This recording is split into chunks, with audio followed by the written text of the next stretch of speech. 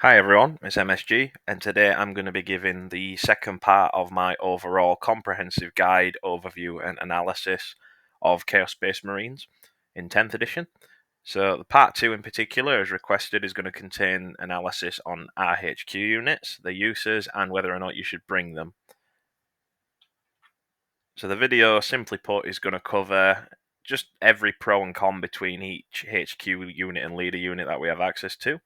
And in addition, when appropriate, I'm going to be using specific diagrams to explain how HQs can use their abilities, why the ability is good in this situation, and why it might be a bit worse in another. In addition, I'm going to be going in index order, which means that I'm going to go from the Warhammer Community PDF and just go scrolling down from there, not on the Warhammer app. And please keep in mind that the balanced data slates are going to change a lot of these. So obviously, because this is the 1st of November, which is my birth month, bad stuff could be good and good stuff could be bad. To quote Jose Mourinho, sometimes maybe good, sometimes maybe shit. But we'll continue. So the ranking system on its own is going to be 1 to 9. So anything above a 9 is, in my opinion, considered an auto include. I think you should definitely definitely bring them in a list if you are going to. So just to run through it quickly, 1 is avoid at all costs, 2 is very bad, 3 is bad, 4 is slightly below average, 5 is bang average, 6 is slightly above average, 7 is classed as good, 8 is great, and 9 is exceptional. Any of the color-coded ones I would recommend in a general sense, being the reds you want to just avoid. The the oranges you may want to consider bringing in casual games, and you could probably get away with it. Whereas the greens are going to be, you can run these in a tournament, be it in a semi or a fully competitive environment. You're going to be having a lot of success with the 7, 8, and 9 plus units, particularly on the latter end with the 9 pluses. First up, though, we have Abaddon, and just to mention a formatting with how the slides are going to go, just for ease of use. If you want to check their points cost, it's going to be on the top left, just under the title of the actual slide. The unit size is 1 for Abaddon. His points cost is 310, which is extremely high. It got increased with the last data slate, which I think went from 290 to 310. He has a 60mm base size, which is huge, and he is obviously a HQ. So obviously his pros are going to be that he's arguably one of the hardest hitting characters in the game with Drachnian. It is genuinely absurd how much damage that thing does. Strength 14, 8 attacks, hitting on 2s, minus 4 AP, 3 damage a hit with devastating wounds. It is genuinely ridiculous how hard that hits and how many things you can just touch and kill with it. Abaddon also has quite decent shooting for the amount that you actually get. It's only 4 heavy bolter shots, but you are getting sustained hits 1 anyway, which would be on a 6, I believe, because it's baked into the profile, not on the mark from a Dark Pact. So it would be, you'd have to probably just use lethal hits, or I don't know if sustained hits and the like can stack. So I don't know if sustained hits 1 plus Mark and Nurgle sustained hits 1 stack, but you get that base kit, so it's probably best to just use lethals. Strength 5, minus 1, 2 damage, hitting on 2s. It's a heavy bolter. You're not really going to complain. It's pretty good. Can kill 1 or 2 Space Marines from a distance, depending on the luck of the dice. So Abaddon has access to a unique umbrella of abilities under the War Master, and in your command phase you can select one of 3 of these, and the model will have that ability. So this, in my opinion, is really strong, not for the actual abilities, of course they are strong, but it's mainly for the reactivity element of it. So fundamentally speaking, in a competitive environment, you are going to want to have things that can adapt really well. So the crux of any list, when I'm going to sit down and write a list, is will this unit be able to change positions on a dime should I need it to? Granted, it may not be great at doing certain things that I will be using other units for. So, for example, I'm not going to want to charge cultists into melee against Space Marines when I have legionaries, but the cultists have the ability to charge into melee and maybe keep them tar-pitted.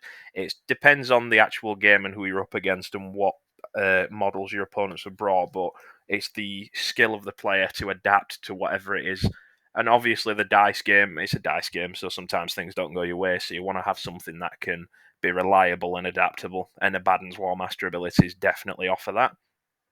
Abaddon has every single mark of chaos baked into his profile, so normally epic heroes don't get marks of chaos, usually, unless it's stated on the keywords, and obviously because he has every single keyword, including undivided, he gets all of the mark benefits as well. So he innately rerolls ones to hit. He also gets 5-ups for lethals and sustained hits in combat and melee.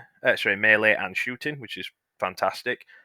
And he also gives it to the unit he's attached to. So, for example, if you have Mark of Slaanesh Terminators, a 10-man squad, and you attach him to that squad, the unit, he becomes part of the unit and they gain his keywords because they share a similar keyword, which is the Slaanesh one, so they're allowed to integrate together. He can lead them, and it says he can lead them on his datasheet. The marks come extra to that unit of Terminators. So, for example, if Abaddon was to get killed in the unit before the Terminators, then the Terminators would regress back to Mark of Slaanesh, if that makes sense. So you do still need to mark your Terminators. So don't just think, oh, I'm just going to pick a random mark. Be careful with what you pick. But again, if they kill Abaddon, it's probably going to be over anyway at that point because he is insanely good. But yeah, for an example as to how useful he is, a Terminator squad with 10 combi bolters and 10 accursed weapons within rapid fire range, which is 12 inches, which can usually be easily accessible from deep strike or rapid ingress. They get 40 shots, hitting on threes, re-rolling ones due to undivided, but they get re-roll all hits anyway if you either use the Abaddon ability or if you play Terminators in general, because they just get free re-rolls of hits because of the Despoiler's ability. You get lethal hits and sustained hits 1 on a 5-up, both ranged and melee. So you get an auto wound, and then you get an additional shot which you'd have to roll to wound for, or an additional hit you'd have to roll to wound for in combat. In addition, because they also have all the marks, they also benefit from every single additional mark-specific buff. So, for example, the Mark of Slaanesh gives the unit, I think it's fallback and charge, or fallback, shoot and charge, whereas the buff with the Mark of Slaanesh, if you do have it on the Unnatural Swiftness stratagem, gives them advance, shoot, charge, or fallback, shoot, and charge. It's really, really strong on everything. Mark and Urgel's a prime example as well. -1 to hit with the stealth ability that they get given, but if they're out of 12 inches, then they can't attack them because it gives them the lone operative rule instead, which is genuinely overpowered in my opinion. But Abaddon's base size is also exceptionally good because the fact that it's 60 millimeters, he's able to touch a lot of units in the army if he's in the center. So, for example, the 6-inch aura based on the surface area at 60 millimeters goes up a lot. So, for example, a 40 millimeter 6-inch aura is definitely not as useful as a 60 millimeter base with a 6-inch aura. It's a lot bigger surface area wise. It covers a lot more ground, which is fantastic. Apparently, you can also use it in a Land Raider, but again, it's because of the way it's ruled, the way the rules are wrote. I don't know if that's correct or not, but I would assume you can. But again, if you're at a tournament and you're not sure, speak with a TO and they'll probably talk to you about it and see if it's possible. I think it is possible though, but again, I could be wrong. Furthermore, Abaddon also gets the chance to get her command point back every turn, every time you pass a leadership test on a Dark Pact. So he's got a 5-up leadership, which is fantastic. That's arguably, I think it is the best leadership stat in the entire index. But as per usual, you only get 1 extra command point per turn. So hypothetically speaking, if you have a Master of Executions and Abaddon, or an Eye of Tzeentch, or all three, you get 1 command point for it being your command phase. And if Abaddon does a Dark Pact and gets a CP from doing, passing a leadership test, then the Eye of Tzeentch doesn't get it, and the Master of Executions, if he kills a character, still won't get it. You are only capped to gaining a maximum of 2 command points per turn. So you get your base kit 1 and your 1 additional. If you have the ability to earn 1, you get 1 additional. So the way it'd work is, with obviously due to Abaddon's ludicrously high points cost and the fact that he's quite an important unit, if you do bring him, you are going to invest a lot into him. He kind of needs a command point every turn, in my experience. But he pays for himself, essentially. So you'll still get that incremental, slow build-up of command points each turn. However, Abaddon, should you not even need to use command points on him, you can get that extra command point somewhere else.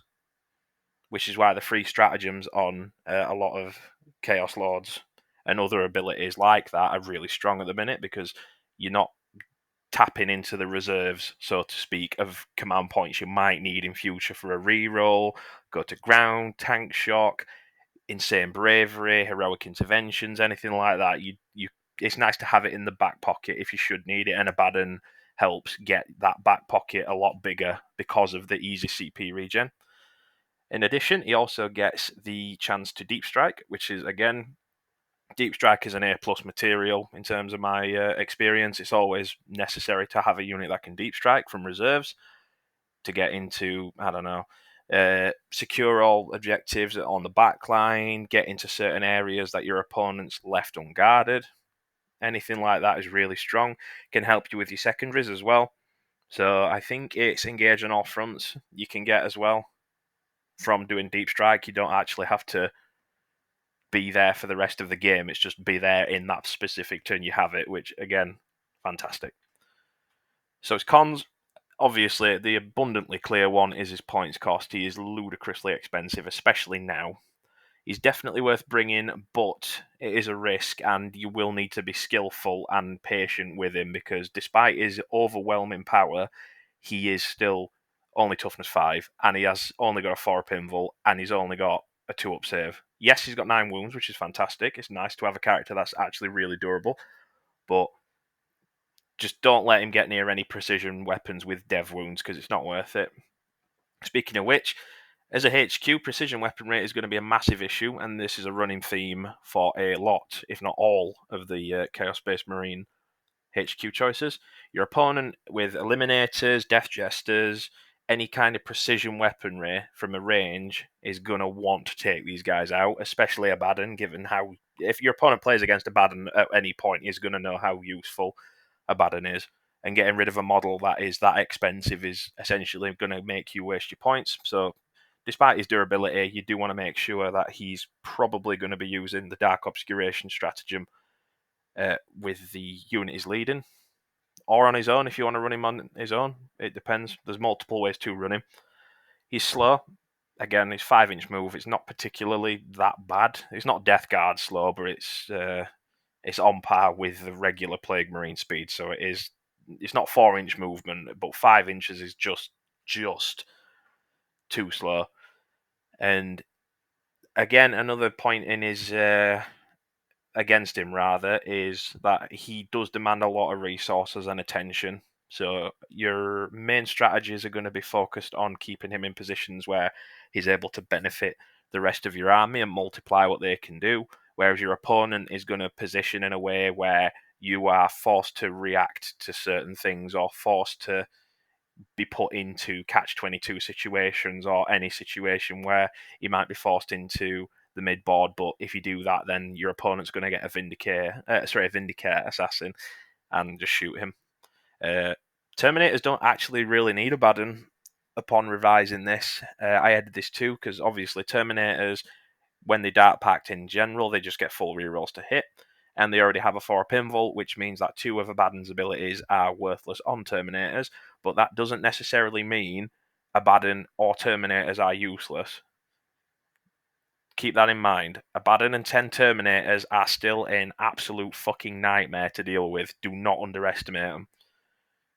Also, for a final point against him, any character in melee is going to probably kill him. Any decently hard-hitting character, like, for example, Trajan, the Lion, even Gilliman. Gilliman can quite easily kill him. A lot of these like hard-hitting Primarch characters are very important, like Custodes characters, or even some of the melee threats from the Tyranids are actually quite nasty into him, due to the fact that he is, despite his durability, he's only toughness 5, so they're going to be wounding him on 2s a majority of the time.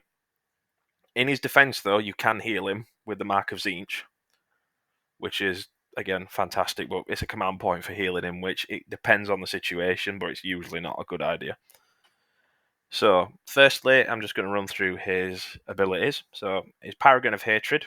In your command phase, while a friendly Heretic Astartes unit is within 6 inches of the model, each time a model in the unit makes an attack, you can re-roll a hit roll. This applies to both shooting and melee, which is phenomenal, and it's great to have with a lot of shooting units that we have access to now. So, Forge Fiends, Havocs, vehicles, obliterators, full rerolls to hit, mathematically speaking, gives a roughly 33% chance to increase the roughly a 33% damage boost increase to every unit with corresponding keywords. But again, it can be still it basically increases the reliability of certain shots. So, for example, the reason as to why Chaos Undivided is so good at the minute is because it gives the rerolls of one. You'd be very surprised at how strong reroll ones to hit is on swingy units with low shots, high damage. So, for example, obliterators on focused malice, havocs with las cannons, anything like that. You want to make sure all your shots are getting on target and making a lot of damage for your opponent to potentially deal with. So the full rerolls effect, you can reroll hits you've already rolled for. So, for example, this is mainly for newer players because a lot of people, for some reason, don't know this. But when it says you can reroll the hit roll, it can also improve the likelihood of you getting your fives and your sixes. But you can reroll hit rolls you've already passed. So, for example, if I want to shoot into a unit of Terminators, a unit of I don't know, the Termagants here, and I only get 7 shots and I need 10, I can re-roll 3 of the hits that I've already hit and potentially risk getting a miss. Alternatively, I can get a 5 or a 6 and get an extra shot. So you can re-roll hits you've already got, but again, it's a risk. So be careful when you do that. It is worth doing a lot of the times though, because the amount of damage Chaos Space Marines put out now, especially, is ridiculously high. Especially with Abaddon and the fact that you get not only do you get an additional hit, but you get auto wounds as well on his profile and the unit he's with, which is fantastic. Other than that, he's the Paragon of Hatred is fundamentally a damage boost for your entire army that's within 6 inches of him. It doesn't have to be wholly within 6 inches, which is fantastic because I absolutely hate wholly within. It's a terrible word, or words rather. But if you're within 6 inches, so I'm going to illustrate this on the board here. But you've got Terminators, Termagants, turn 1, and the Swarm Lord moving up into the centre field, 1 backing up the middle objective. You're going to rapid ingress the Raptors in on the top right. In this situation, I'm going to move Abaddon right into the centre of the board because I know exactly what I'm going to try and do. Legionaries are going to move up to the top of the board where Abaddon's still within range. So as you can see, obviously, the circle is the aura range. Noise Marines are already going to be in the range anyway because they're going to sit back and shoot the Swarm Lord. Havocs move into the range of the building, so it still applies. There's no vertical limit to it. You still just have to be within 6 inches. And the Raptors are going to move around and charge into the Termagants, and as a result, they do get in the 6-inch aura of Abaddon for full rerolls to hit. So you've now got your entire army in this circumstance has got full rerolls to hit in melee and in shooting for everything, which is fantastic. Second one is the Mark of Chaos Ascendant. So in your command phase, while a friendly Heretic Astartes infantry or mounted unit is within 6 inches, they get a 4-up invulnerable save. This is the best defensive ability in addition to Dark Obscuration, because the 4-up invulnerable save works on cultists, legionaries, and more expensive shock troops like bikers. It essentially gives them a 50% chance to shrug off any incoming damage instances. This does not include dev wounds, as obviously dev wounds has been reworked. It's best used if you're up against a foot-slogging army. Tech 2, I can't talk, never mind. This is best used if you are up against foot-slogging up the board against a ranged army like the Tau, Votan, or the Guard, which is risky as you should be using transports more often than not to deal with them. Or if you're anticipating a charge from a hard-hitting melee faction like the Custodes, World Eaters, or Blood Angels. Going from a 0% chance of saving attacks in melee as cultists to a 50% chance massively helps. And additionally, you normally want to use this in the ability, this ability on your first turn, given the likelihood of you being on the receiving end of shooting attacks or rapid ingress/scout threats. So, in this example, there's the bikers on the top again, with the Tyranid warriors in the center, top, and the bottom. We have a squad of legionaries, a squad of cultists, and the havocs are in the building again after we've moved. So the Tyranids are going to move up, one to the center, one into the cultists, and one into the bikers. So because they're all in combat now, the cultists will get a 4-up invulnerable save. Normally they wouldn't get one, considering that the cultists have a 6-up save, which is absolutely terrible, and the Tyranid AP is quite high, if I'm not mistaken. It's on the AP 1, is quite common. So they just die instantly, whereas with Abaddon, you got a 50% chance to ignore every damage instance. They are probably going to die horribly, but it's better than nothing. The final ability is the Lord of the Traitor Legions. So in your command phase, while a friendly Heretic Astartes unit is within 6 inches of your models, you can reroll leadership and battle shock tests taken for that unit. I'll be honest, this is the weakest and most situational ability that he's got. It's strange in a sense of when it works really, really well, but if it doesn't work, it's not going to win you the game. It's strange. You'll notice it when it does work. It can win you games if you play it correctly, but most of the time you're not going to need it. So in this situation, it works on dark packs as well. So leadership tests are the main thing, obviously, because you have to take a leadership test after you do a dark pact. It gives the chance for units that don't have icons, which is, I believe, cultists, havocs, and a few other units that don't have icons. I know legionaries do, and I know chosen do.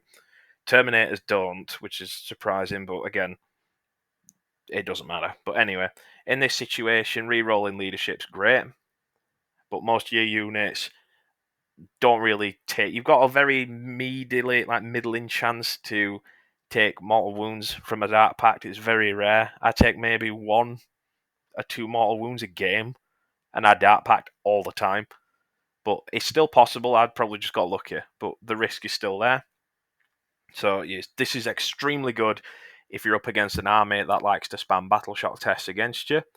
If your chaff units keep dying and you need to make sure that they stay on an objective with the objective control points intact, then this is great as well, because any unit that's battle shot loses all their OC characteristic. They go to 0, and they also aren't allowed to have stratagems used on them as well. It's not as impactful as it should be, Battle Shock, in my opinion, but it's more of a debuff to add on to stuff that's already going poorly for you. It's a kick in the shin, basically, but it can be great. So in this circumstance, Abaddon's just going to move up to the center objective and pop that ability, and once they take the Battle Shock test, hopefully they've passed them, but in this situation, they all have, which is great. So, Hammer and Anvil and Castling. Abaddon is commonly what's referred to as a centerpiece unit. This is a type of unit that you will build your list around or focus a majority of your list into playing with. An Anvil is usually a very durable, slow unit which absorbs a lot of firepower and or attention from your opponent. It's normally used to pin down and weaken an already important enemy unit. Abaddon and 10 Terminators are a prime example of this. In addition, the anvils tend to not really hit hard, whereas the Terminators in this circumstance do. Your anvil is more of a big distraction that your opponent can't ignore. You should usually just match these guys up to the board or deep strike them if it's possible, just to make sure you're not foot slogging. If you, the least amount of times you want to spend foot slogging, it'd go deep strike, transport, on like par with each other. I'd probably say it depends on what units, but sometimes transports are better, sometimes deep strike's better. If your opponent screens well, deep strikes are useless. If your opponent's got a lot of anti-tank, deep striking's better. It's, again, dependent, but then right at the bottom is foot slogging. On a 5-inch move unit like the Terminators, you don't really want to be foot slogging them up the board. You want to slingshot through charges or doing other things like that. But in this circumstance, the Terminators and Abaddon are in the middle of the board. And the reason why they're in the middle of the board is so we can contest and control the battlefield a lot more. We're in the center of the fight, which means we've got a better visual picture as to how to react to certain things. And it allows our opponent to understand that they're going to have to commit a lot of units to removing you, which can it basically forces your opponent to react, which is great. The hammer unit is usually a fast and very hard-hitting unit which can flank the enemy and get into their weak spots. The rest of your army usually acts as the hammer, whereas the Abaddon and 10 Terminators will act as the anvil. Castling is a common tactic if used well in 40k and works really well with Abaddon. Simply put, it means that you put all your units close together in order to support one another in a centralized area, as opposed to spreading out. It's very difficult for decent opponents to deal with. However, there are ways to beat the castle. If someone's doing this against you, you want to try and plink off as many wounds as possible from a safe enough distance and then charge the centerpiece unit, or just basically force them to spread out if it is possible. Because obviously the 6-inch aura that Abaddon provides is still really good. However, if you can whittle down your opponent from different angles and hit and run from certain objectives and certain play styles, or picking off a leader from a different squad, you're going to cause a lot of problem for someone who's castling. So again, as illustrated, the bikers are still in range of the aura, cultists are, chosen are, raptors are. They're going to flank, and whilst your warriors, whilst the Tyranid warriors in the centre are being distracted by Abaddon, they're forced to react. They don't want to be in combat with Abaddon and 10 Terminators, but they've got no choice. Your opponent, your other parts of your army are going to encircle or get around and flank and cause more problems for your opponent to deal with. Overall, I would rank Abaddon a 9.5 out of 10. I think is exceptional. Should you bring this unit? Yes. And would I bring this unit? Yes, but it's more on a maybe. I don't like bringing Abaddon every game. It's nice to not bring him, but he is really good. So just to summarise, he's an exceptionally strong character for Chaos Space Marines, and a lot of people may dislike having to bring him all the time. And you honestly don't really need to bring him in every list. He's extremely good, but he's not like auto include. You have to bring him in every single list, otherwise you're going to lose or you're playing sub-competitively. But if we're looking at it from a purely impartial perspective, a lot of competitively viable lists do include Abaddon due to the abilities that he has, is ridiculously hard-hitting melee, and extremely good synergy with the rest of your army. He is the Despoiler for a reason, so that's why he's getting an exceptional ranking. Next up, Harken Worldclaimer. He's 120 points on a 40mm base, and obviously his HQ. He's extremely fast with a deep strike ability. He's got 12-inch move with a fly keyword, which means he's able to navigate across the battlefield quickly and hide until he can strike. In theory, he has a 24-inch threat range, so it's 12-inch move and a 12-inch charge. However, it's going to roughly be about 18 to 20 inches, given it's extremely unlikely he's going to make a 12-inch charge all of the time. Hellspear has the assault keyword, which means you can do actions after advancing. It's only one shot and it hits on a 3-up, but it's strength 8 minus 3 damage. So you can do quite a lot of damage to a target with it, which is fantastic. His melee is pretty decent. It's quite good. 6 attacks with precision, which is the big thing, so it's good against killing characters. Strength 5 minus 2 damage. Pretty useful. And the Hellspear also gets the an additional attack, which means it also has the Lance keyword, which means you have got sustained its D3. So, for example, if you get lucky and you roll a 6, you can potentially get 4 attacks with strength 8 minus 3 damage, and you get +1 to wound if you've charged because it has the Lance keyword as well. So, again, he can hit really hard with that. That is a big, big chance to do a lot of damage there. Again, it depends if you roll well, but you can stack this with Profane Zeal as well, which is fantastic because it gives him full rerolls to hit and wound. But again, it's a CP for one guy. It's not really worth it, but if you do want to do that, you can. And he's the only guy who can lead Raptors. No other unit in the Index can do this, so leading a squad of Raptors isn't too bad.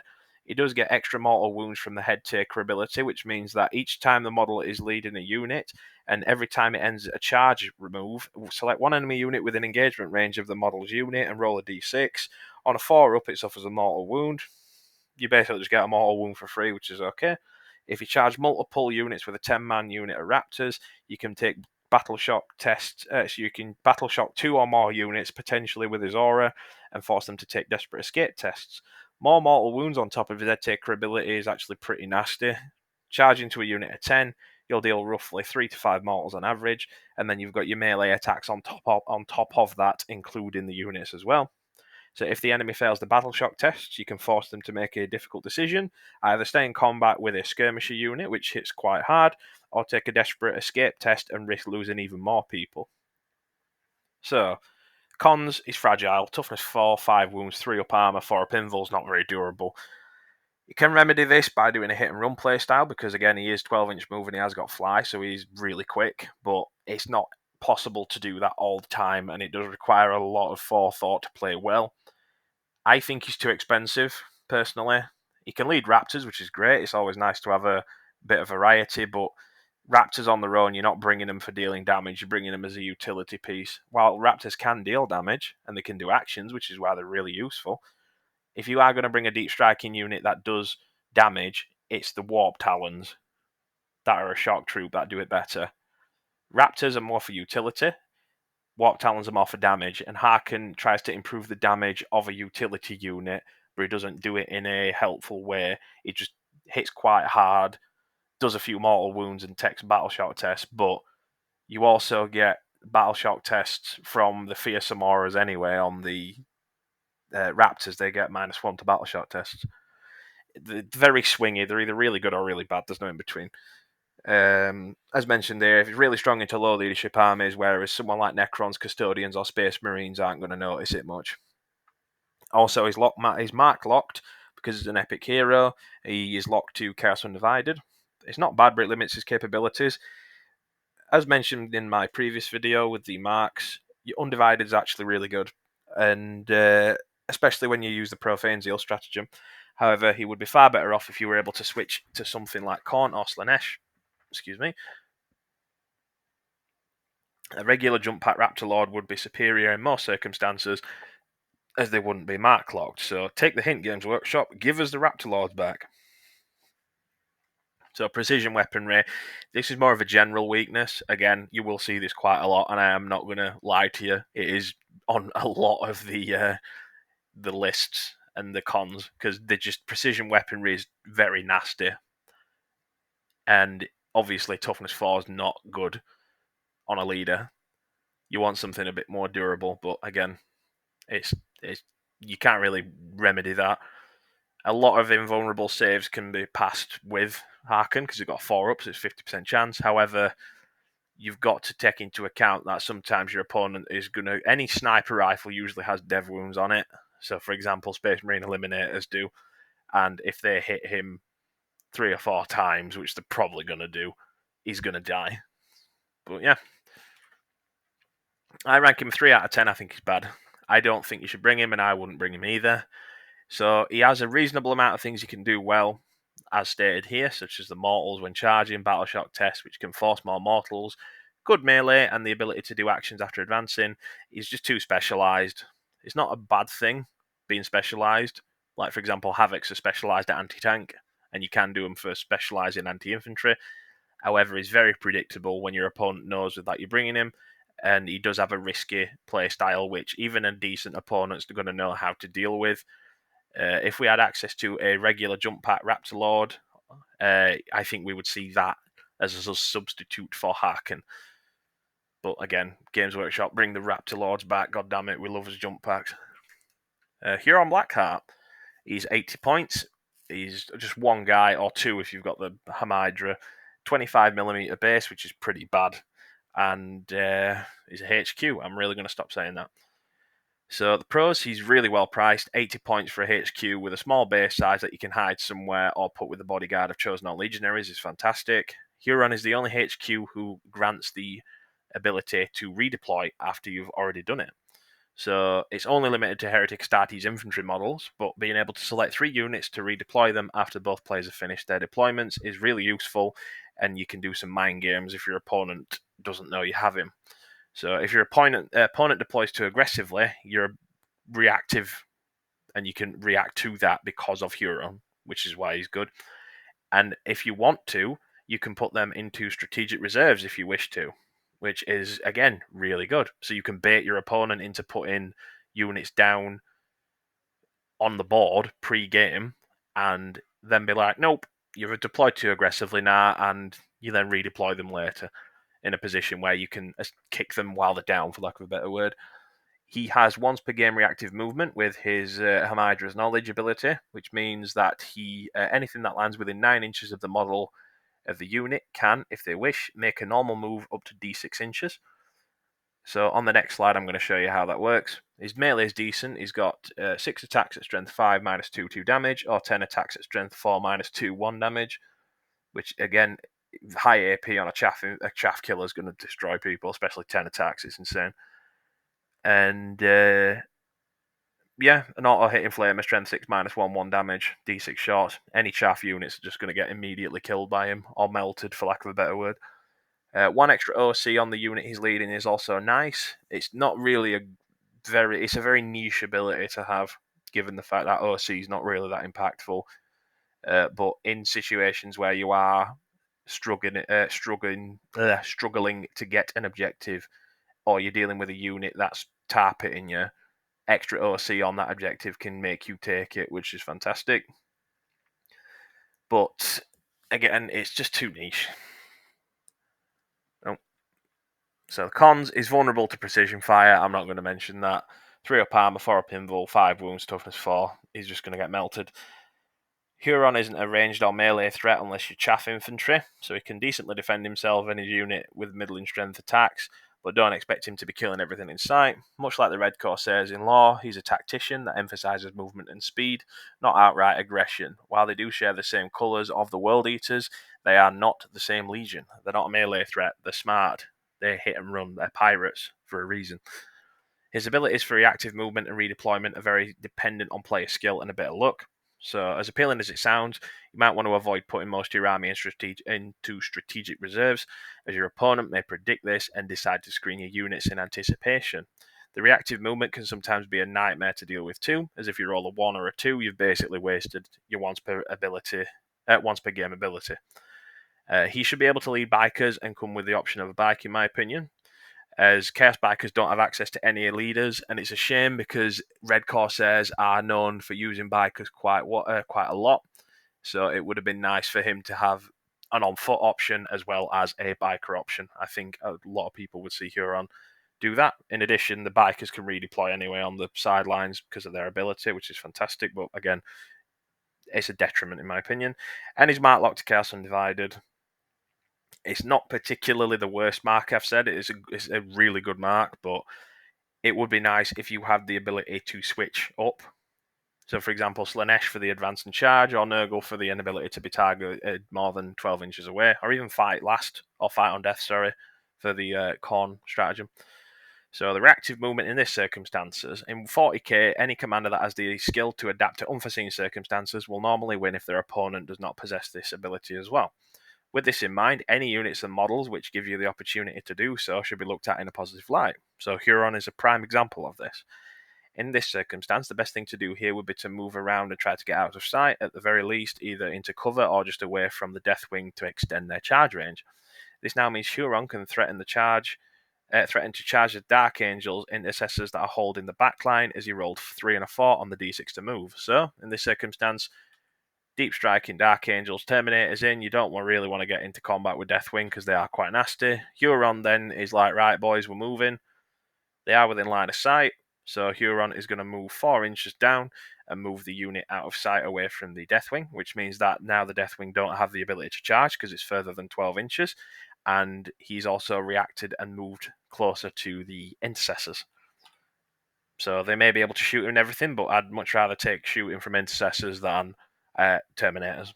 But either way, you've got that reactive movement, you are in cover, and there are ways to get into charge range of the Intercessors for a backline objective, because they're not going to last into a full squad of Legionaries and Huron. Huron is probably going to kill quite a lot of them. I would give him a 6 out of 10. A lot of people probably think he's a 7 or an 8, and you're entitled to think that, but I think Huron is a very skill-based character. He is either god tier, wins you the game, or your opponent outplays him and you've basically wasted 80 points, which, again, it's not as bad as certain characters we're going to get into, but I personally would bring him. I think he's great. He provides a player with very unique abilities that you don't normally see. While the increased OC is often meaningless, the redeployment ability is, at least in the hands of an incredibly skilled player, potentially ludicrously strong. His reactive movement is wonderful if you get a 5 or a 6, as you just get free movement, but if you roll low, it's pointless. Tournament players will bring him to do exclusively for the redeployment ability because it is that strong, and these guys are the best of the best usually. If he wasn't so cheap, I would advise against bringing him, but thankfully he is, and he's a good tech choice for those who enjoy the fun redeployment mind games. He's very Alpha Legion, despite being Red Corsairs, but again. So, the Heretic start is Daemon Prince. 180 points. This is just the wingless one. So, 60mm base. He's 8-inch move, toughness 10, 2 up armor, 4 up invul, 10 wounds, 6 up leadership, 3 OC. Pros is quite durable. Toughness 10 is a good break point. Excuse me. So most strength 9 weapons like melter guns are going to be winning on 5s against this version, whereas on the wing Daemon Prince they'll be winning on 4s. He has a really good melee profile. Strike profile is 6 attacks at strength 8, minus 2, 3 damage, and sweeps 14 attacks at strength 6, minus 0 AP, and 1 damage. Very good anti-infantry, anti-elite, or anti-light vehicle profile, given he hits very hard, and there's ways to make him hit even harder. He's a very adaptable unit when it comes to his mark versatility. So, referring to my previous point, the Khorne Daemon Prince get plus 2 strength in melee. So now they hit extremely hard on strength 10, which is great. A lot of vehicles are going to be wounded on 4s anyway, but you get lethal hits on a 5, so minus 2 forces them up to an invul save if they've got one, or a 4 up. They've got a 50% chance to ignore the damage, but if it goes through, flat 3 damage. Fantastic. Strength 8 on the sweep as well is going to kill even Space Marines. It wounds Space Marines on 2s. Yeah, they might have a 3 up armor, but it doesn't matter. You're throwing that many attacks out and getting that many lethal hits. It doesn't matter. Tzeentch is probably the worst, as you just get 3 extra shots from your heavy bolter, which is okay. I mean, I'll be honest, it actually does hit quite hard if you are playing Space Marines or Chaos Space Marines or any kind of Marine chassis. The strength 5 minus 1/2 damage is surprisingly nasty. Don't underestimate it, but it's probably the worst mark to bring on him. Nurgle gives them plus 1 toughness, which brings him up to toughness 11. Extra durability against strength 10 weaponry is always appreciated. So, again, points for him in that regard. And Slaanesh, which is my favourite, gives him plus 2 inch on his movement, which brings him up to 10 inches, which is pretty fast. The Ascended Demon ability, which means once he gets to shoot or fight, when resolving those attacks, he gets to reroll 1 hit and 1 wound roll, which is nice. It's nice. It's a little durability buff. A little damage buff and reliability buff. It's fine. Dark Blessing is a nice little durability buff to nearby Heretic Astartes infantry. It gives them a plus 1 to a 3 or 2 up armor save on top of... Oh no, they don't actually, ignore me, because you can't stack benefit of cover. Wow, I'm wrong. Yeah, never mind. Just ignore that one, because you can't stack benefits of cover with him. So the 3 up armor to 2 up armor. If you have a 3 up armor save or lower, you don't get the benefit of cover unless the AP is minus 1. But unless they're not in cover, you basically just ignore the minus 1 anyway. So we do have Armor of Contempt, which reduces the incoming AP of an attack by 1, and it does stack with cover, because it worsens the AP characteristic of the attack, which is separate from the benefit of cover. So you're getting plus 2 to your save in that situation. But again, if they're not in cover, you still do get the benefit of it if you're next to this guy or you're within 6 inches, which is it's nice, you know. Reducing, you're only on a 3 up even against AP 1, so you're only on a 4 up if you're on AP 2 if you're running Legionaries or Chosen. Another pro in his, another gun in his holster, for lack of a better word, is the enhancement strategy. And he's a great chassis for enhancements. So with a strong stat line, the Daemon Prince is a prime candidate for this. So Talisman of Burning Blood gives him plus D3 strength and D3 attacks until the end of the phase, and if you roll hot, you'll get 9 attacks at strength 13 minus 2/3 damage, which is fucking ludicrous. The Eye of Tzeentch, again, Tzeentch is not good on this guy. It's just wasted points. He is 180 points. You will probably be picking him for 210 if you're running with the Eye of Tzeentch, because I think it's 30 points or 20, but you're going 200 plus points on him, which, again, not a good idea. Orb of Unlife on Nurgle is pretty good. If you run him into a unit, you can get quite a lot of mortals off based on the proximity of the model and the base size. Always nice. And the Intoxicating Elixir for Slanesh is genuinely ridiculous on him. You've got 2 up armor, 10 wounds, toughness 10, 4 up invul, 5 up feel no pain for 15 points extra. It's genuinely ridiculously good. I think it's that and the Corn enhancement are probably the best ones to bring on him. But the durability from the 5 up feel no pain is genuinely ridiculous if you go and roll quite hot with it. So the cons: prime target for your opponent. Your opponent sees a big scary demon and wants to kill it. Standard reaction. He doesn't get any character protection, and he doesn't have a leader keyword, which means that he, in my opinion, has a massively gimped viability issue, so it's hindered him quite a lot. Your opponent's going to make sure he dies as soon as possible, thus wasting your points. So, speaking of which, even with enhancements, he's too expensive. He's 195 points minimum, and that's with the Intoxicating Elixir equipped and 200 with the Talisman of Burning Blood, which you are probably going to want to bring on him.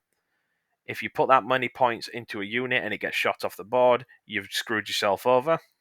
He's very difficult to hide due to his size. He's not as bad as the winged counterpart for this, but is easier to spot, which means your enemy's just going to point all the big scary guns at him, pull the trigger until he dies. Standard reaction to seeing a massive demon, and your opponent's going to make sure that you feel the reaction, because he's just going to wipe him off the board. Dark Blessing, I'll be honest, is kind of bad. Covers pretty much everywhere in a majority of the games, so again, unless you're running up like an open field, there's absolutely no point in this ability. And he doesn't benefit from his own cover aura because it's infantry, and he doesn't have it as a monster keyword, not the infantry one. Sweep Profile doesn't have any AP. This is probably a nitpick because, again, you are going to be doing him on a 6 up or a 5 up, depending on who you're hitting into with chaff. But the gigantic demon monster doesn't get -1 AP on a sweep attack. As I've said, I'd rather have 10 attacks at 8 -1 instead of 14 at no AP. The Infernal Cannon's just a heavy bolter, nothing remarkable, and it's easy to move block due to his size. So if your opponent doesn't have the guns or melee power to kill him, then they're just going to try and body block him with chaff units in order to slow him down, or just tie him up in melee with more elite units which can tar hit him. Again, you can remedy this, but sometimes it is difficult given he is pretty much trying to, be a difficult... He's not trying to, but he is a difficult model to run well with. I think he's slightly below average. I rank him a 4 out of 10. I don't think you should bring the unit, and I wouldn't bring this unit. Originally, the Daemon Prince was a huge staple in a lot of lists from 8th edition and 9th edition, but with the overall weakening of melee across the board in comparison to him not being able to get character protection anymore, and the price that he's at the minute is ludicrously expensive, he's too slow to be a solid missile unit, and his abilities aren't the best. So while the model itself is arguably an S tier model, I think the Daemon Prince looks fantastic. I'd recommend getting one if you can. However, playing him, probably not a good idea. So next up is his cousin, the winged one. He's 195 points. He has 12-inch movement, toughness 9, save is 2 up, 4 up armor, and again, 10 wounds. It's just same profile. T9 is quite nice. Plasma's wounded him on 5s and melter guns on 4s. But he can be made to toughness 10 if you run him with a Mark and Nurgle, if you're going for more like a Death Guard style, playing style with the Demon Prince, in which case just play Death Guard. But he has a good melee profile. Again, it's literally exact same profile and exact same enhancements. I'm not going to run through it. But the reason as to why I think this guy's better than his counterpart without wings is something I'm going to say now. So you have the choice between a toughness 10 melee threat, which moves 12 inches, an exceptionally hard-hitting melee threat, which can kill vehicles, it moves 12 inches and gets lethals on a 5-up, a 14-inch movement one, with the ability to get sustained hits on a 5-up in combat, and usually with the enhancement for the 5-up feel no pain, which is great. His abilities are different. So, the Winged Demon Prince has the Demonic Destruction ability, which means that each time the model ends a charge move, select one enemy unit within engagement range and roll a d6 for each of the remaining wounds that this model has. So, for each on a 4-up, he suffers 1 mortal wound to a maximum of 6. You can potentially deal 6 mortal wounds to a tank by just charging it, or an infantry unit you can just charge into and kill 1 or 2 of them, maybe even 3 if you're rolling well. But again, it's a dice game, but extra mortal wounds is fantastic because most things don't get a save. Can't be move blocked as efficiently due to the fly keyword, so if your opponent tries to charge him with a unit that can be really good at tar pitting, this guy just doesn't care. He just flies back out of nowhere and does something else. Situationally, this is fantastic because it allows him to react to tar pit units a lot better than his wingless counterpart. And if you if you fly him over a unit on the opponent's side, you can battle shock them, or it must take a battle shock test. If you move or advance them and you end with the movement after that being over them because of the fly keyword, your opponent, any of them units that is flown over, has to take a battle shock test, which is great because it allows you to pincer move some units. So the Daemon Prince flies over, gets behind them, and then your other unit can move up where the Daemon Prince was, and you basically you spit roast them, for lack of a better word. Or in Slanesh's circumstance, it's literally a spit roast, which again doesn't surprise me. Again, he is a lot better with the enhancements because he's a lot more viable. So you've got the same thing. I'm not going to really repeat myself. 5 up, feel no pain on Slanesh. More mortal wounds with the Orb of Unlife, which is really good. And the Talisman of Burning Blood. The standout ones are the Khorne and the Slanesh one. Just fantastic. They're genuinely ridiculously good on him. And this guy can also deep strike, and he has Deadly Demise D3, which means on a 6, he does D3 mortal wounds to anyone within, I think it's 6 inches. But yeah, deep strike, you can deep strike him, you rapid ingress him at any point so he doesn't get shot off the board turn 1. Fantastic. Overall, I rate this guy pretty high. However, he does have his cons. So, T9 isn't good. A lot of the time it's good against infantry because the infantry are going to be winning him on 5s or 6s. However, any dedicated anti-tank or anti-big guy, monster, killy weapons, they're the scientific term, by the way, are going to chew him up. So las cannons, dart lancers, anything like that are just going to chew him up and spit him out. He's a huge model, so like I said earlier, he is difficult to hide compared to his cousin without wings. So you are probably going to make sure he is deep stroke or rapid ingress, depending on what you're up against. But usually you want to make sure he's a threat for your opponent to deal with because he is a missile. He's expensive, obviously. He's nearly 200 points. He's 195. And if you're running with enhancements, then he goes up to a minimum, with the cheapest ones, thankfully, the Intoxicating Elixir and the Burning Blood Talisman, are 210 and 215 respectively. So if you're willing to pay that and bring him, more power to you. But I would highly recommend bringing him if you are going to bring him with enhancements. Make sure you do. Anything that costs above 200 points can be targeted by the enemy turn 1 is going to die usually, especially if your opponent's familiar with how your Demon Princes are. So they are going to get focus fired because big scary demon. Overall, I would rank him as a 6 out of 10. I think he's a lot better than his wingless counterpart. I would bring this unit, and I have brought him with the Marcus Slanesh, and the 5 Feel No Pain is genuinely ridiculous. Should you bring this unit? Maybe. It depends. Some people bring him and say they swear by him and think he's great. Others say he's just too expensive. Both arguments have merit. But the Demon Prince with wings is actually a genuinely good melee threat. He can throw out a few mortals, move exceptionally fast, and is great for enhancements, and he's definitely going to shred anything he's in melee with. However, smart opponents will know how to counter him, feed him chaff units, which can move block him for a turn, which can make difference between him dying and him living. But again, you can deal with this. So you can deep strike him or rapid ingress him, which means he's more than likely going to get into combat and do his damage. Don't expect him to live longer after that, though, because your opponent is probably just going to focus him down and kill him. His points cost is a big detriment against him too, which is why I said he's a maybe and not a yes. If he was cheaper, I'd definitely recommend bringing the winged version, as they're a solid unit. They're great. They're a slightly above average unit. Next up is Fabius Bile, or Fabius Bile.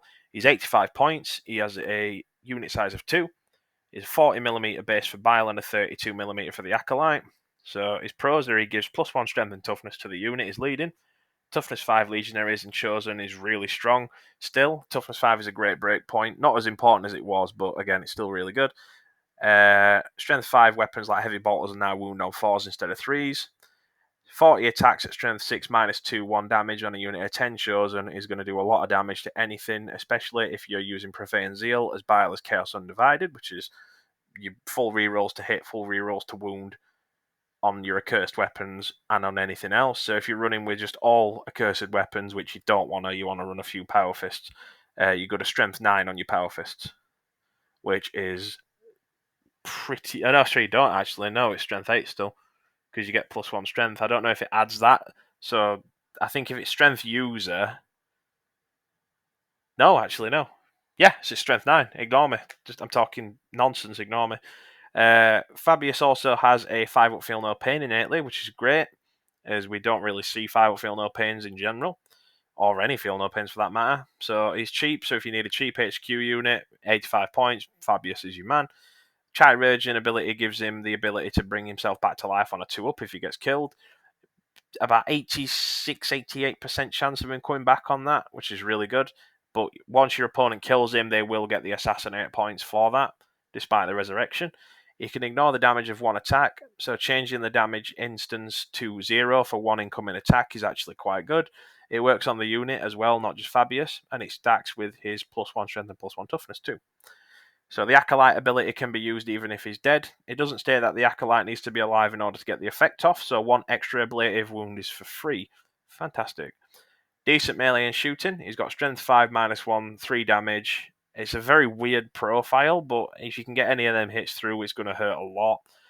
His Zyklos Needler is also really strange, but anti-infantry +2 is great against targets that you might struggle to punch through normally. So Terminators, Custodes, Necrons, Space Marine captains, anything like that, wounding them on a 2-up if they've got the infantry keyword, which is fantastic.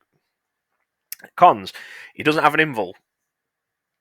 He's just got a 3-up armor save and no invul, so any high AP precision is going to melt him, and despite the 5-up feel no pain and the ability to resurrect, him dying is not something you want, and your opponent definitely will make sure to kill him. Again, prime target, because he's got no invuls, your opponent's going to know this, and he's just going to shoot the unit that he's in and just do a lot of damage. So character with no invul is going to get sniped or killed quite easily, even in melee. So most melee is -1 or 2, and he's going to be saving on a 5-up armor, which isn't very good. He doesn't give extra assassinate points if he's killed after resurrecting, though, which is good. However, once they're already given, it's pretty bad anyway. He can use the Acolyte ability and the actual Acolyte itself as ablative wounds and to tank some damage, but if your opponent has scouts or eliminators and he's going to be shooting him, they're going to punch through that reliably. So again, it's a toss-up. His resurrection ability can sometimes fall flat and fail 16% of the time, so if he dies and you roll a 1, congratulations, he's now dead for the rest of the game. Either way, he's already given up the secondary points of the situation that he's in. When he needs to resurrect, he's probably not going to be one that he wants to be in. He's not really a melee threat either. While he's got 6 attacks hitting on 2s at strength 5, -1, 3 damage, his bodyguards are going to be the ones doing the big damage. You really just want to keep focusing on him being a support character, not a damage dealer. He can hold his own to a degree, but don't expect him to be killing everything in sight. And again, he's mark locked to Chaos Undivided. Not a bad thing at all. Rerolling ones is nice, and you get Profane Zeal for a CP. He doesn't get the free stratagem, unfortunately, but he would, in my opinion, he would be better if you could change his mark. But again, that's just me. Where would I rank him? I think he's bang average. I don't like bringing him, to be honest. I have brought him, and he's okay, but I don't particularly gel well with what he brings. I don't get on with it. But if you do, and you want to bring Bile, feel free to do so. So while I'm probably dunking on Bile quite a lot, I just think he's bang average. His laser durability are nice despite the lack of an invul save, but the main reason why you're bringing him is so you can get +1 strength and +1 toughness for the bodyguard unit that he's leading. Resurrection going off on a 2-up is nice, and you can ignore damage from one instance, which is good, but you've got to put this into perspective. So when you bring in Bile, or you're considering bringing him, ask yourself, would you want to pay 85 points for a mark-locked unit of chosen legionaries to Chaos Undivided just to give them +1 strength and +1 toughness? If yes, probably bring him. If not, then don't. I personally don't bring him in my lists as he's too expensive, and Chosen and Legionaries have other marks which suit them better, or better leaders for that matter. Cypher. He's a weird one. So he's 105 points, which is edging on decent. It's not too bad. 32mm base size. He is just one unit. He's strength He's toughness 4, 3 up armor, 5 wounds, 6-inch move, 1 OC and a 6 up leadership. So his pros. Lone operative rule that he's got is genuinely, in my opinion, the best rule in the game for defense. I think he's ridiculously good. Just place him on a backline objective and he can't be targeted, even with precision weaponry. You can't shoot him if you're out of 12 inches, so good luck trying to get close. He can vect a stratagem that your opponent uses with his Agent of Discord ability. So this applies to any stratagem in the game, but only applies once per battle. If your opponent likes to use Armor of Contempt a lot, you can now make it cost an extra CP every time they use it. This is also reactive, so you'd need to mention it to your opponent before they do it in case they change their mind. It acts as a deterrent, so your opponent is going to be like, right, he's brought Cypher, do I want to use this stratagem more? It's the same with the Mark and Nurgle, like I mentioned in part 1. Your opponent is going to think, right, these are the Mark and Nurgle. I've had it before. I had a game recently with my best friend where he was about to shoot my unit and he's like, hold on, is this Mark and Nurgle? And I will, yeah, it's a Venom Crawler, it's Mark and Nurgle. And he's like, oh, I'm not going to shoot him then because you're just going to pop that stratagem. I wasn't going to pop the stratagem, but it gave me a CP back. So you can do that with Cypher. You can force your opponent to play around him. There's not really a way to deal with Cypher's vectability, unfortunately, for your opponent. But again, really good. Also, another good point for him, he can make 3 stratagems cost a single CP because of the vectability. It increases the stratagem cost by 1. It doesn't matter if it's free. If it's free, it's 0, so it goes up to 1. So it's not free anymore. Fantastic. This is crippling if it's used on a Chaos Undivided list on Profane Zeal. This will fuck you up. Even with Chaos Lords and the free abilities, it is nasty. So the 4 pinball safe is decent. So again, 50% chance to ignore any incoming damage. And his gun blazing ability, or guns blazing, isn't too bad, which means each time an enemy unit is selected to shoot, if one or more of those attacks target a Heretic Astartes unit within 3 inches of the model, after the enemy has finished making its attacks, this model can shoot as if it were your shooting phase, but when doing so, it must target the only enemy unit, which is the eligible target, so you've got to be within 12 inches. It's a weird one, but you'd be shooting at them with 6 shots on an assault pistol, with sustained hits 1, hitting on 2s, strength 4 minus 1 damage. Alternatively, his plasma pistol, which is, in my opinion, great.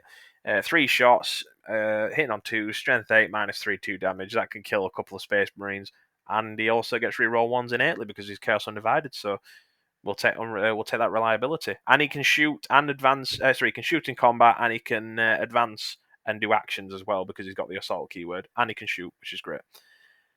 So, cons. He's expensive for a backline objective holder, I'm not going to lie. Cultists are objectively better, so you can pay 55 points for Cultists or 105 for Cypher.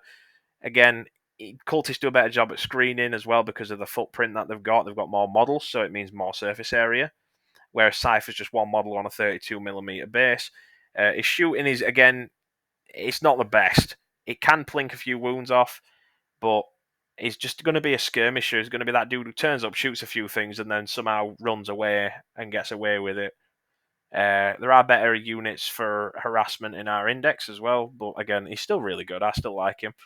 Reactive shooting is a unique ability, but it's very rarely going to be useful. So if he can shoot them, they can shoot him because of the 12-inch range. The lone operative rule doesn't work if you're within 12 inches of him.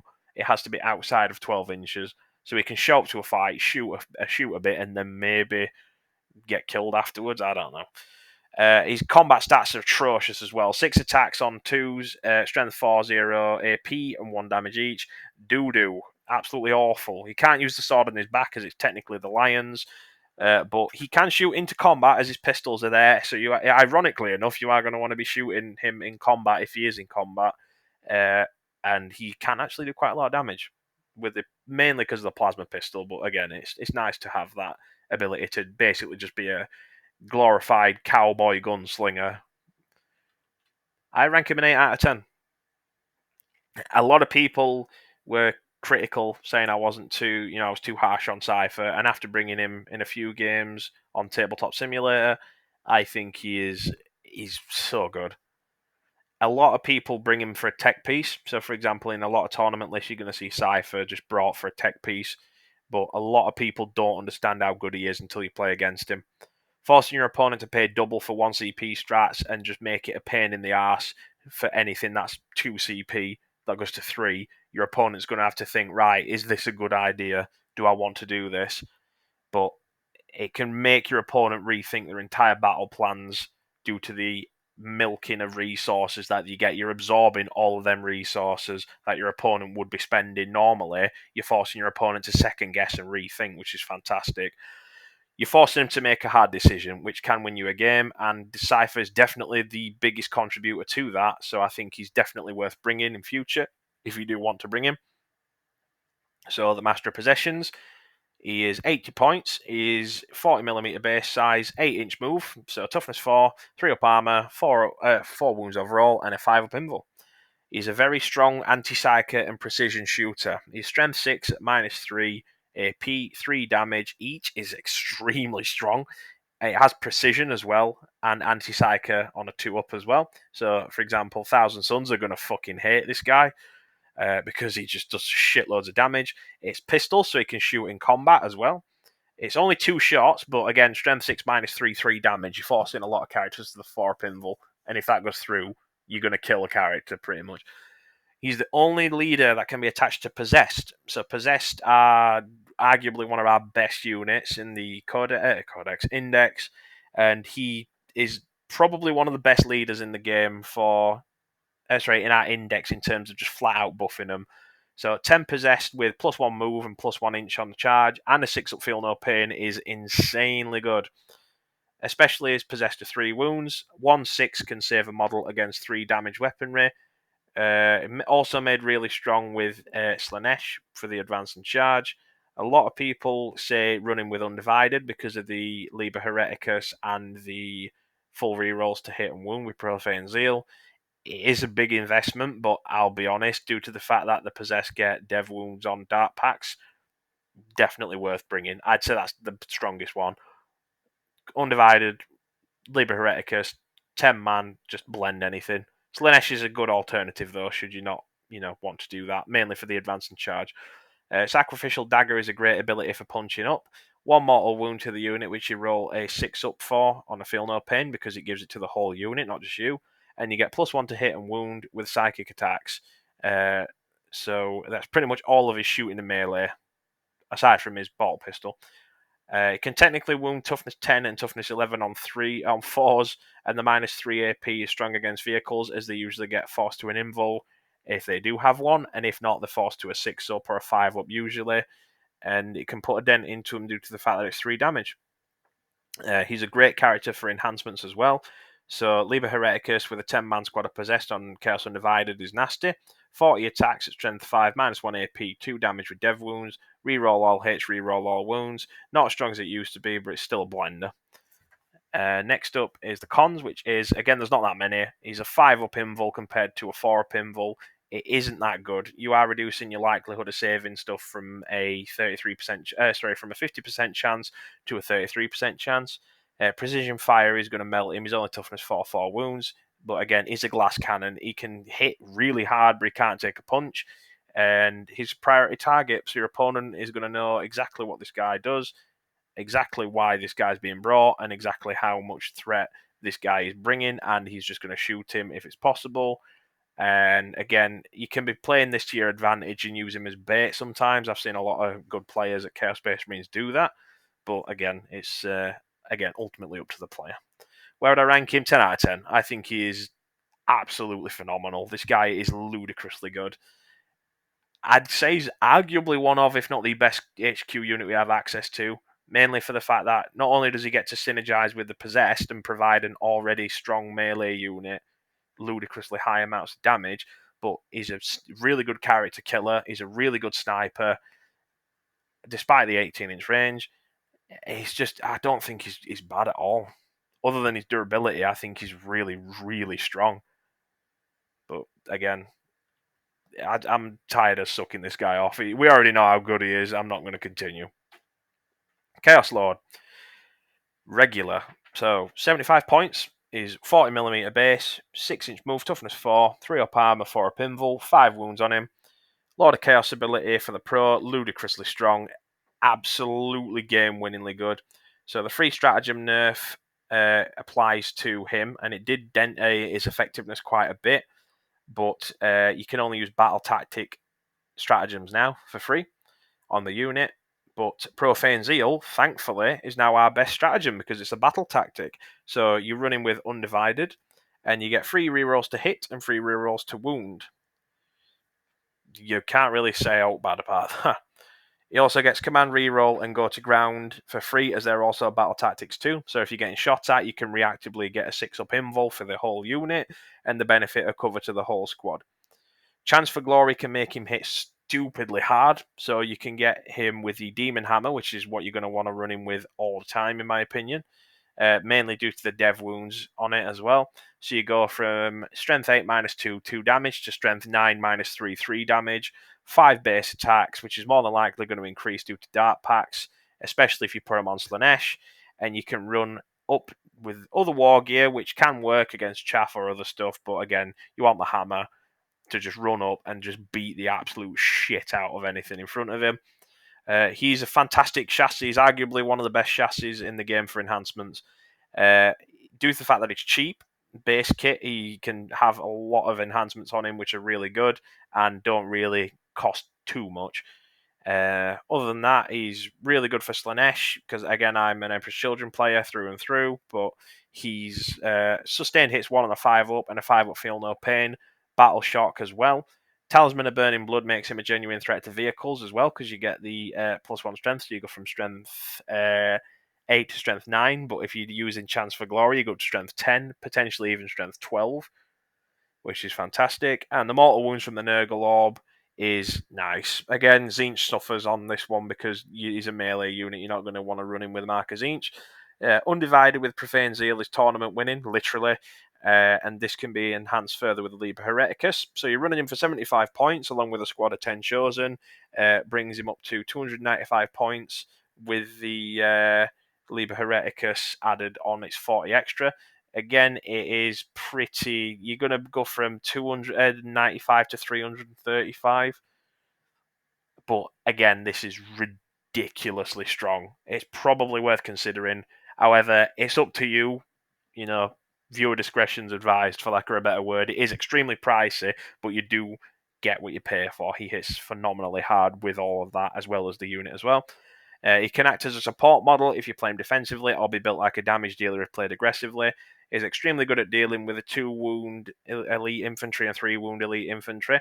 If you run him into Terminators with Chance for Glory active, he's going to bypass their invulnerable saves and outright kill one with a 6 to wound due to the dev wounds.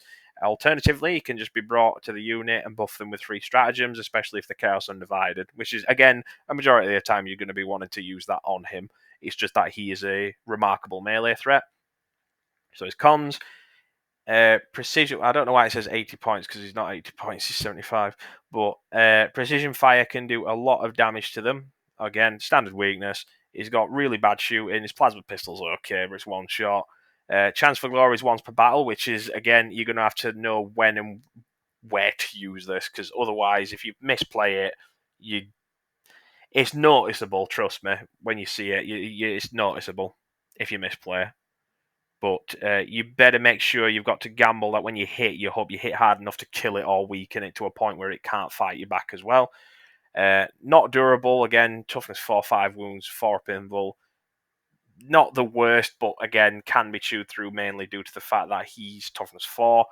And he's kind of locked out of the ranged marks. So, for example, Slaanesh, Khorne, Undivided, anything like that, he tends to be suboptimal on.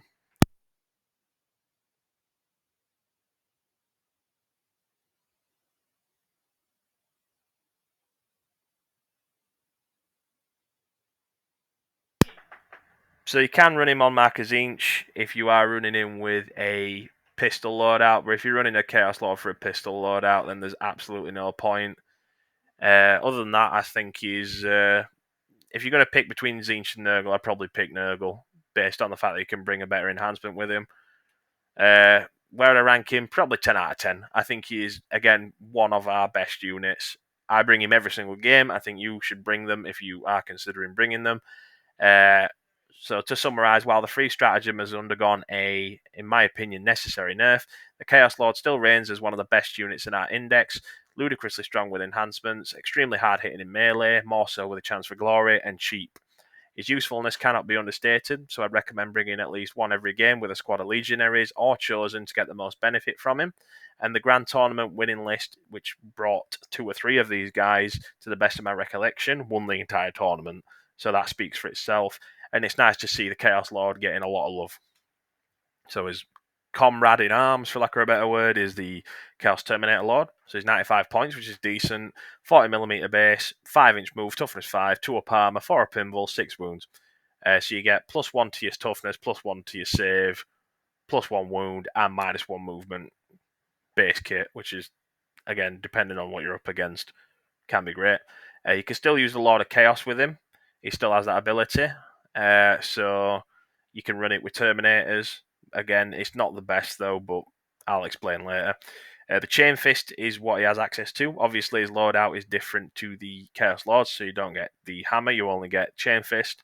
And yeah, Chain Fist is really good, actually. Anti-vehicle on a 3-up, 5 attacks at 2 AP, 2 damage, and more if you're lucky with Dark Packs is great.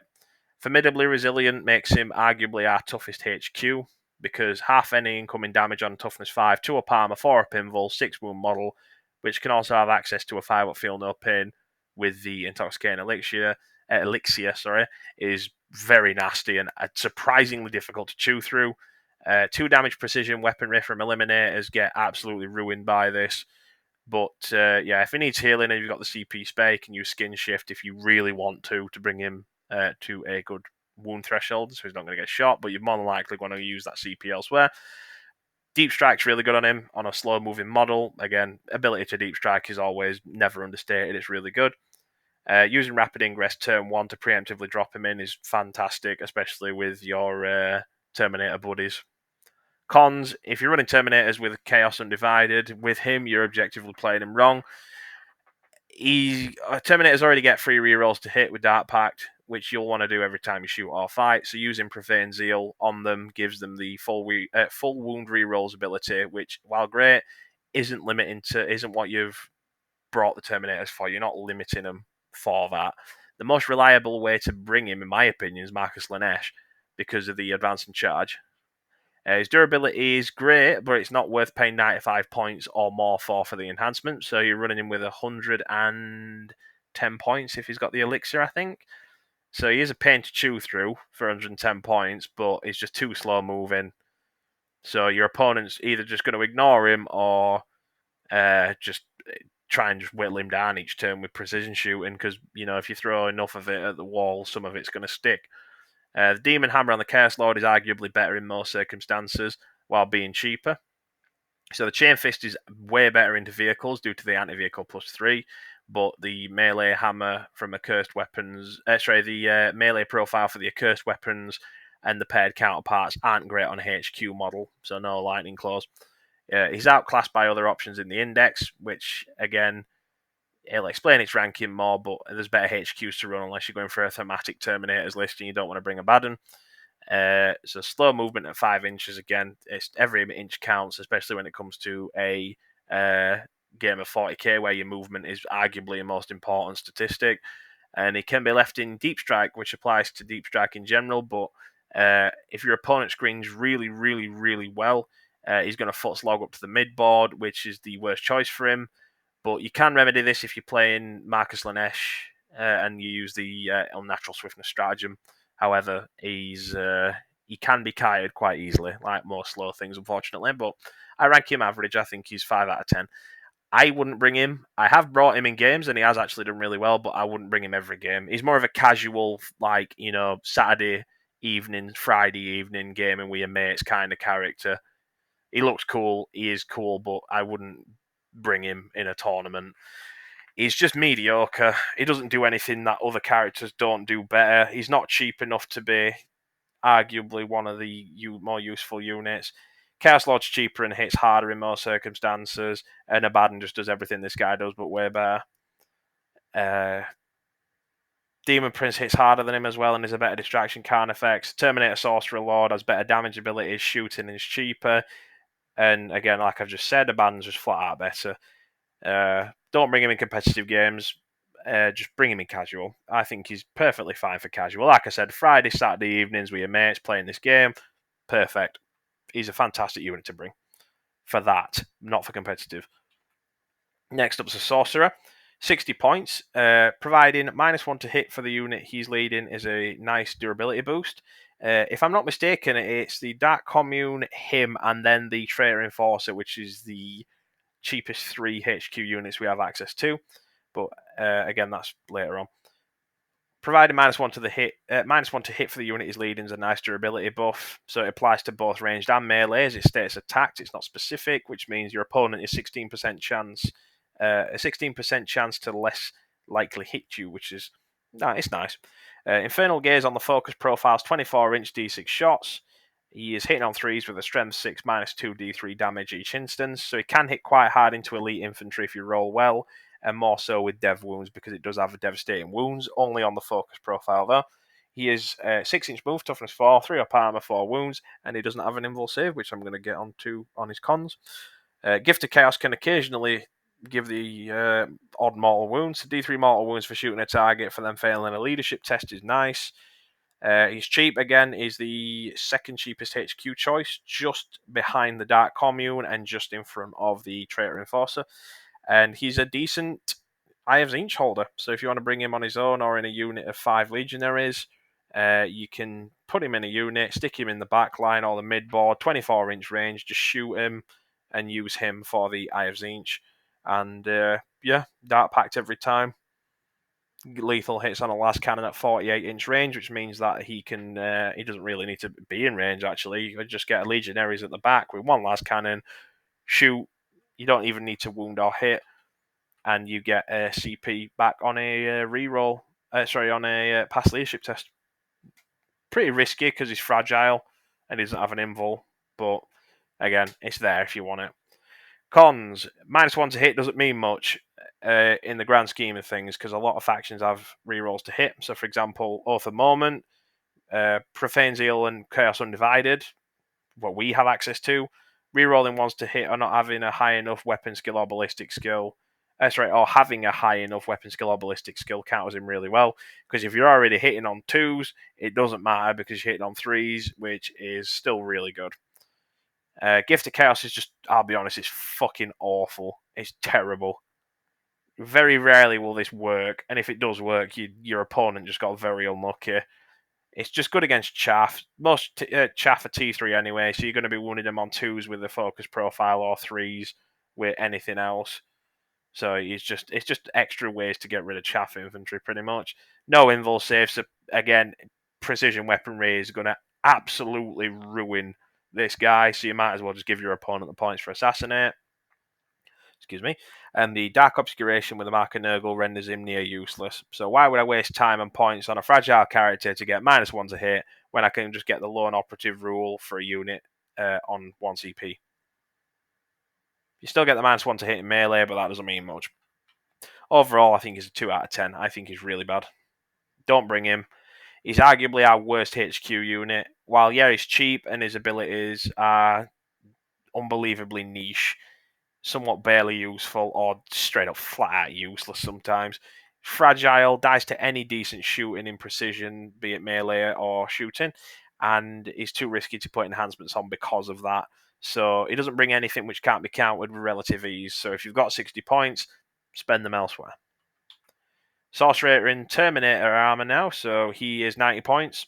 Durable, T5, 5 wounds, 2 up armor, 4 up invul, and again, it shares the same benefit of the enhancement. So if you bring in with Slaanesh, you do get the 5 feel no pain, which is fantastic.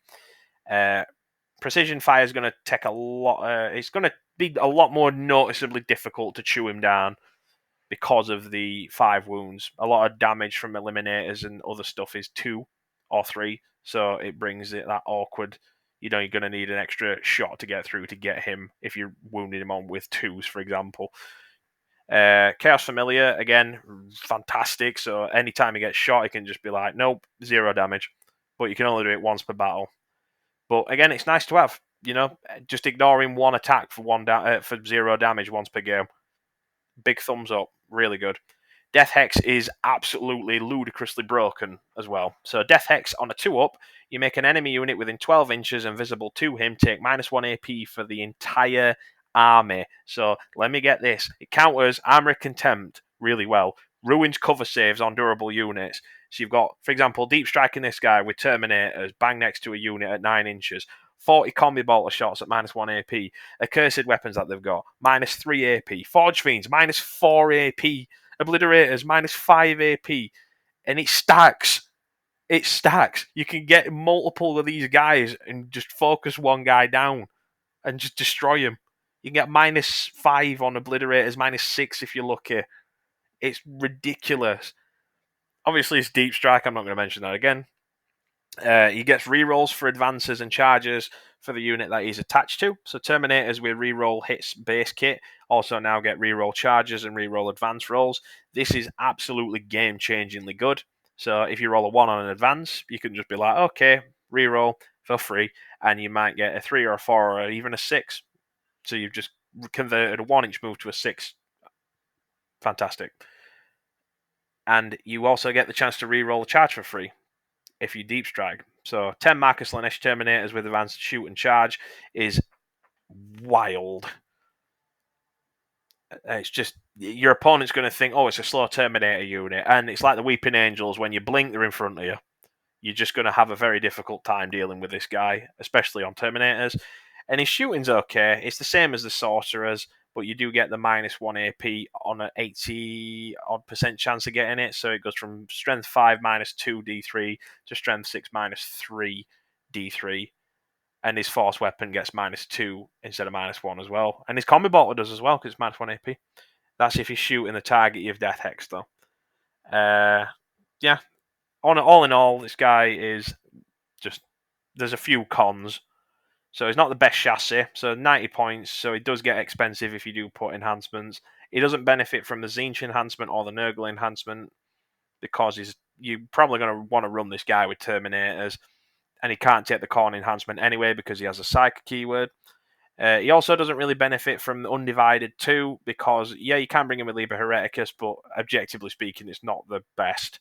You might as well just bring him with either... the best choice, in my opinion, is Slanesh. Because Nurgle's okay for the -1, the -1 to hit and Dark Obscuration, which is low and operative, but the guy is just gonna Slanesh all the way, because you already get free re-rolls to hit anyway with Dark Pacting with Terminators. He's slow, again, can't be helped, but there are ways to remedy that, especially with his ability and stratagem for the Slanesh one, which you are going to want to run him as. If I haven't convinced you already, run this guy Slanesh. And there's a 16% chance he can fail Death Hex. It's only on a 2+, so there are going to be times where you do fail it. I think you can command point reroll it, but it's probably worth command point rerolling, because -1 AP from all sources in melee and range from your army is... I can't emphasize how busted it is. All in all, where would I rank this guy? He's a 10 out of 10. Everyone saw this coming. He's one of my favourite units. He's normally my second choice after a Chaos Lord. I bring him pretty much every game if I can do. Unlike his Sorcerer cousin, I can recommend this guy with every fibre of my being, as he is phenomenal. Death X provides anyone within range a huge damage boost with extra AP on all incoming attacks. Warp Time provides the viable reroll charges and advances on Terminators, which gives them a lot more reliability in a threat range. Chaos Familiar being able to tank one shot from anything directed towards him once per battle in boosting his already durable profile is phenomenal.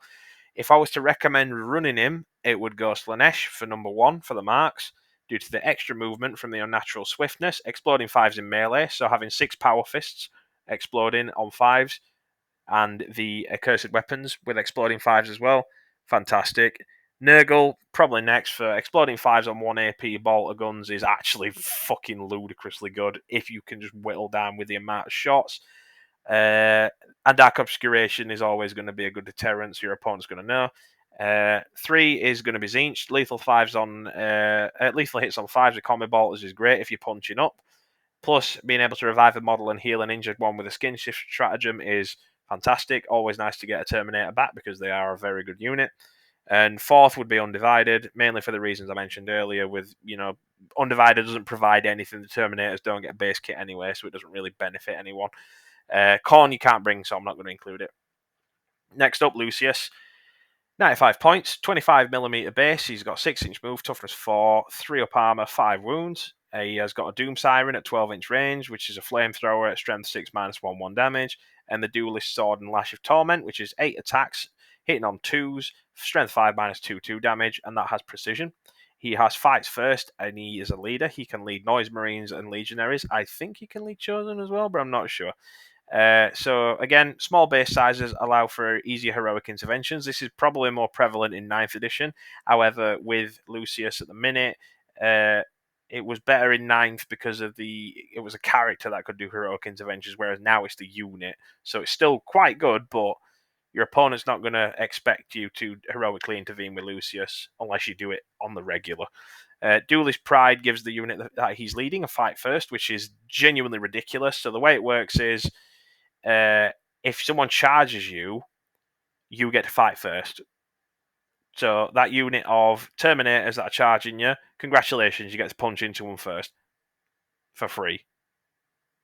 It's kind of useless against ranged armies, because if you're up against a ranged army and you get into combat with them, there's a very high likelihood you're going to kill them in melee, but against other melee armies, it's really good. Fantastic melee strats as well into infantry and elite infantry. So 2's strength attack, strength 5 -2 damage, 8 attacks, which has precision. So if you've got any pesky characters in combat that are a problem, throw Lucius at them. Usually gets rid of them. He can also get sustained hits 1 on a 5 up because he's base kit Marcus Lanesh, which means on average he's going to be rolling out 10 to 13 attacks. Forces most characters to the invul save due to the -2 AP. This can be increased with the -1 from the Death Hex from the Terminator Sorcerer. But again, due to the sheer amount of attacks, most of them are going to go through and they're going to do 2 damage each unless there's -1 damage. But again, it's fantastic. Marcus Lanesh Unnatural Swiftness means he's a blender with a great threat range. So 6-inch move, advance, shoot, and then charge for 1 CP, along with a squad of Noise Marines, is superb. So the threat range he usually possesses is between 15 to 18 inches due to the reliability issue. It is mathematically longer, but the probability of that being a thing is a lot lower. So we tend to balance it on the average. He also has another unique ability where if he's a warlord, you can run him Noise Marines with battle line troops, so you don't get the plus. Where is it? The 3 maximum data sheets. You can run, I think it's 6 instead, or unlimited. I don't know the battle line troop rule really well, but I know you can bring 3 of any data sheet unless the battle line. So while him being your warlord isn't the best decision on a melee unit, having Noise Marines as a battle line unit is fantastic because they're only 85 points for 5 and can deal a lot of damage with Blastmasters, Sonic Blasters, Power Fists, and Chainswords. So, his cons. His revival ability is pretty niche and rarely goes off, and plus when he dies, he automatically gives off points anyway. So if he does come back, he does come back on D3 wounds, so he can come back on 1, which pretty much is pointless. And not really worth planning around, even if you do somehow manage to kill an enemy unit with mortal wounds. He's got no good to mid-long range shooting, long to mid-range shooting, sorry. He's just a short-range monster. The Doom Siren's actually quite nice. Auto hitting strength 6 -1 AP, 1 damage is surprisingly useful, but he can get kited, or your opponent is just going to throw chaff units into him, which Lucius will, again, shred through, but you don't want to be wasting your time dealing with chaff infantry when you can be targeting the big characters, which is what Lucius should be doing. While he can quite easily kill a lot of characters in combat, any range precision shooting is a far better option. It's safer. So why would I risk your character in combat when you can easily just shoot the opponent with Traitor Guardsmen, sniper rifles, or just blow up the entire unit with a Forge Fiend or Obliterators? The quandaries of life, ladies and gentlemen. But anything with -1 damage is going to put a huge dent in his output. So disgustingly resilient being the big one here. So -1 damage literally halves his damage output because it's 2 damage each. But he does throw out a lot of attacks to compensate. So it can remedy this if you're lucky. However, -1 damage just does a lot to him. Marcus Lanesh lock due to being an epic hero. So the Marcus Lanesh is my personal favourite mark, and I'd definitely bring it on Lucius anyway, judging from the way he's supposed to be played. It does limit his defensive capabilities, so you can't use the Marker Nurgle lone operative benefit, which is unfortunate. And being an epic hero means he can't run enhancements, so he would benefit a lot from the Intoxicating Elixir because of Marcus Lanesh. So 5 up Feel No Pain would have been phenomenal.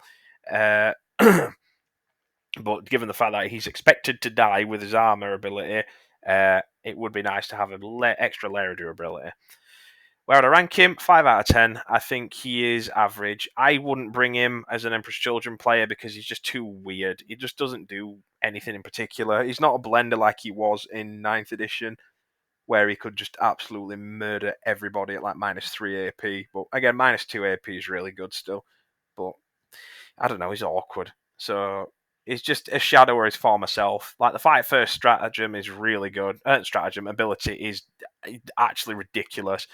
But his other ability, the Shrieking Souls ability, is terrible. It just doesn't work. He's a dedicated melee model, which is predominantly used against elites or infantry, in addition where melee wasn't as strong as it used to be.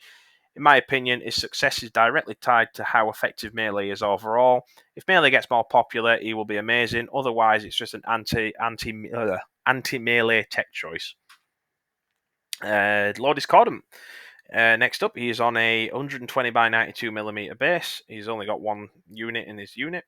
One model in his unit, or two technically if you count the Hellstalker, but we're not going to do that. He's 190 points, 10-inch move, toughness 9, 2 up armor, 10 wounds, 6 up leadership. Pros, he's fast, 10-inch move's great. Baleflamer took a nerf in 9th because it used to be, I think it's -2 AP it used to be. But he's strength 6, -1, 2 damage each. D6 plus 3 shots is fantastic at dealing with infantry, though, because you can just melt them, literally. The Hellstalker autocannon has become more prevalent because it got +1 strength and +1 damage, I believe. So he is now viable with the autocannon, which is fantastic, and it can actually plink a few wounds off of light vehicles, given its 48-inch range.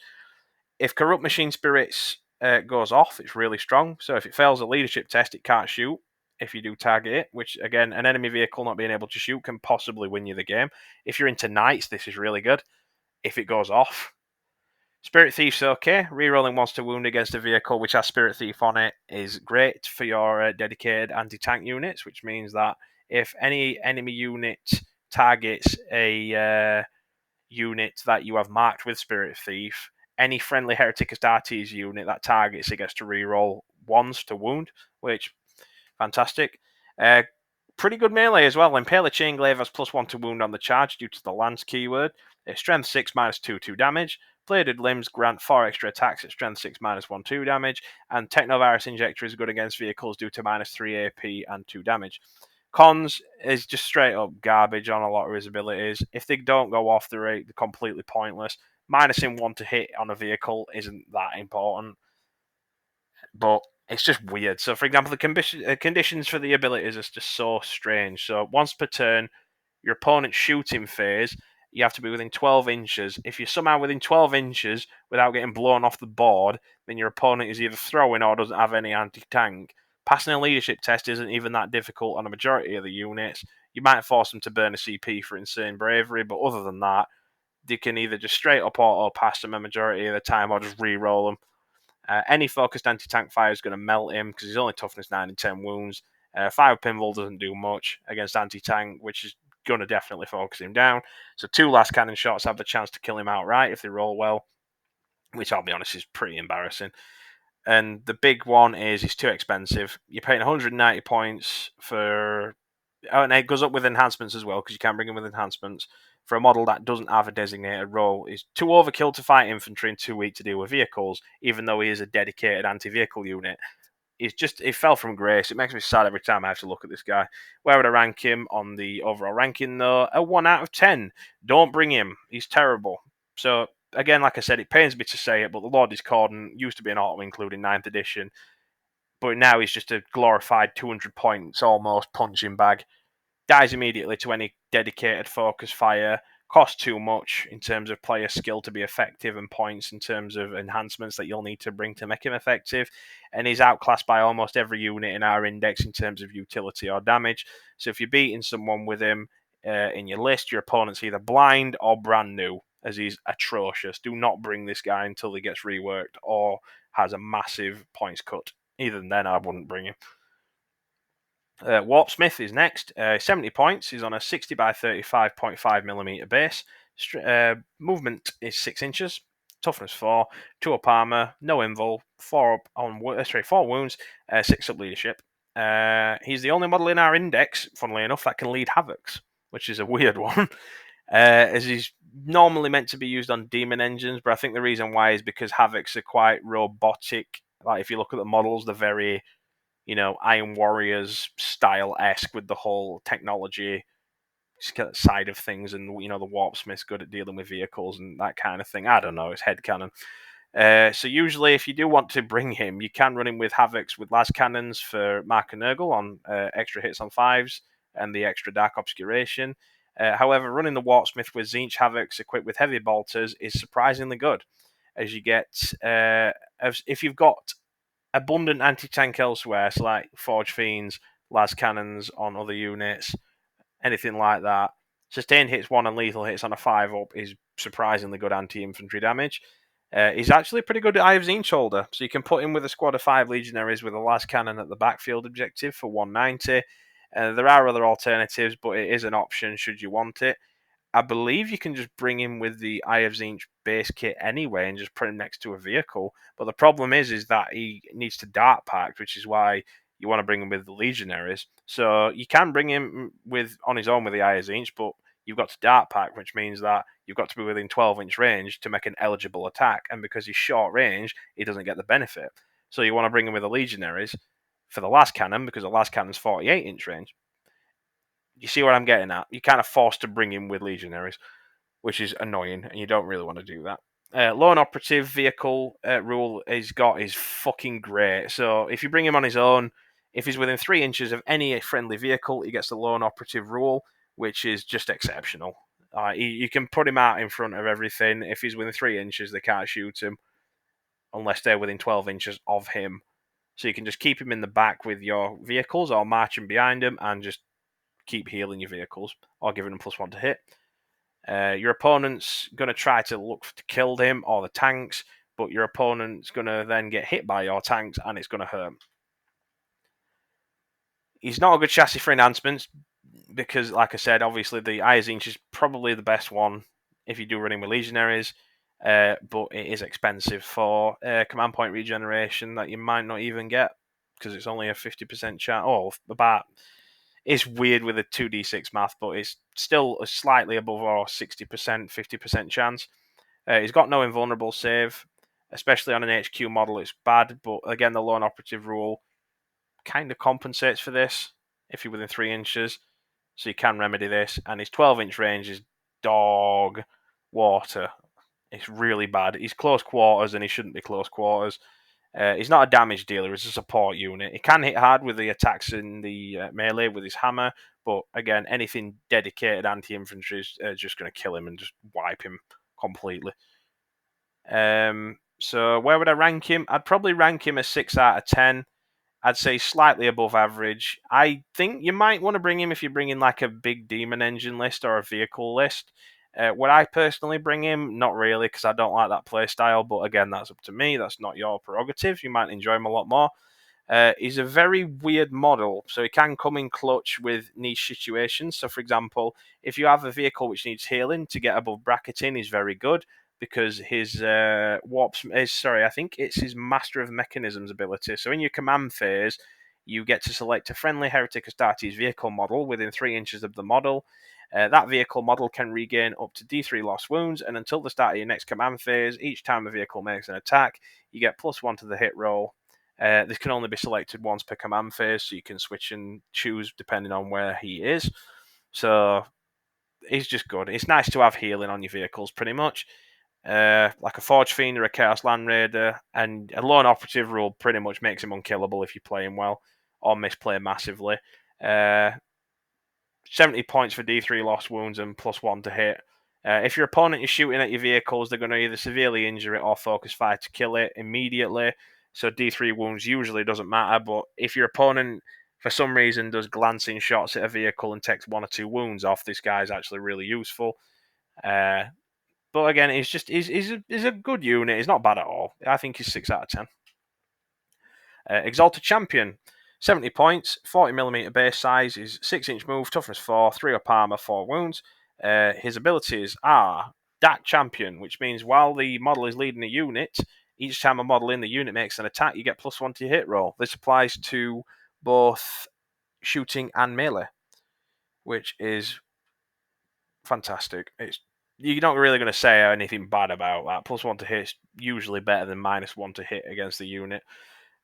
Chosen and Legionaries usually hit on 3s and 4s depending on the weapons that they've got. Having him hit on 2s on average and re-rolling 1s if the Chaos Undivided is wonderful.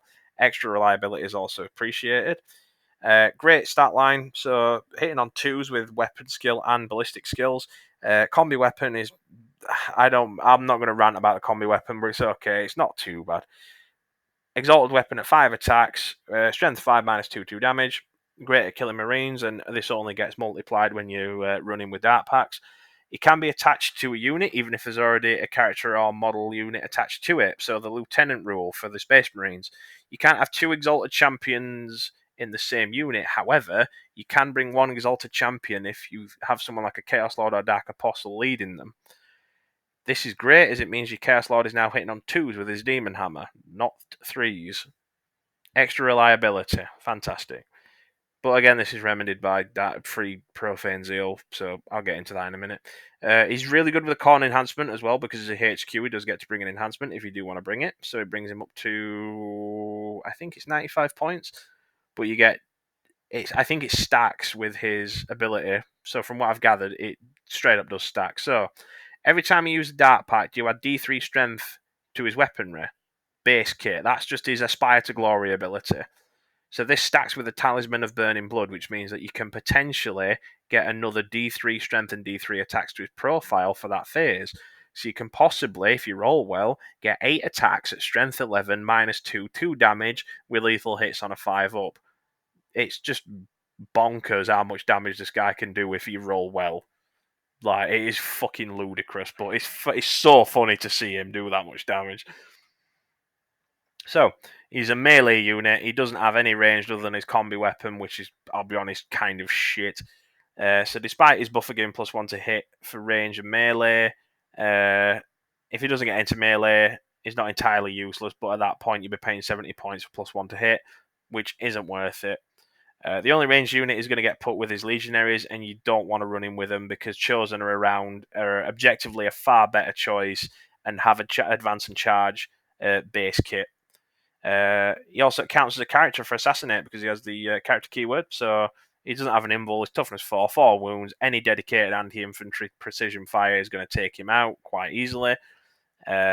But yeah, other than that, he doesn't benefit as much from other marks other than Slanesh and Khorne. He's a 1 damage. Is a pretty much, what were the words that some guy used? I read on online. He was a 1 phase guy. It's like World Eaters, like their entire like World Eaters and Tau. So Tau's most of the damage is done in shooting, if not all of the damage is done in shooting.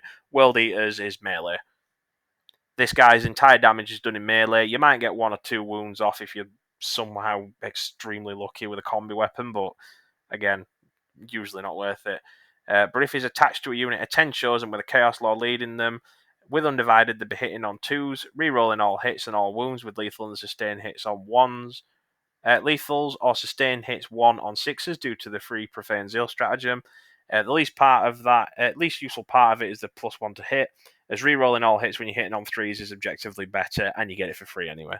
Overall, I think he's 7.5 out of 10. I think he's above average. You might want to bring this guy. I've not really played with this guy, so I can't quite comment on him in game, but I do see a few lists that do bring him, and from what I've heard, he does pull his weight. It's nice to see that he's able to get into a position where he can just do a shitload of damage in melee and have a lot of fun doing that. He's just a good unit. He can shred Marines quite well and any chaff infantry. The Talisman of Burning Blood enhancement is funny because you can do a ludicrous amount of damage from what a 90-point model. Sorry, 90 point model. Sorry, even better. 90-point model can do. Just try him out. I think if you try him out and you don't like him, then that's fair. But if you do, if you do like him, let me just press that. Then just bring him. He's fun. Next up, Dark Apostle, 75 points. There's 3 units.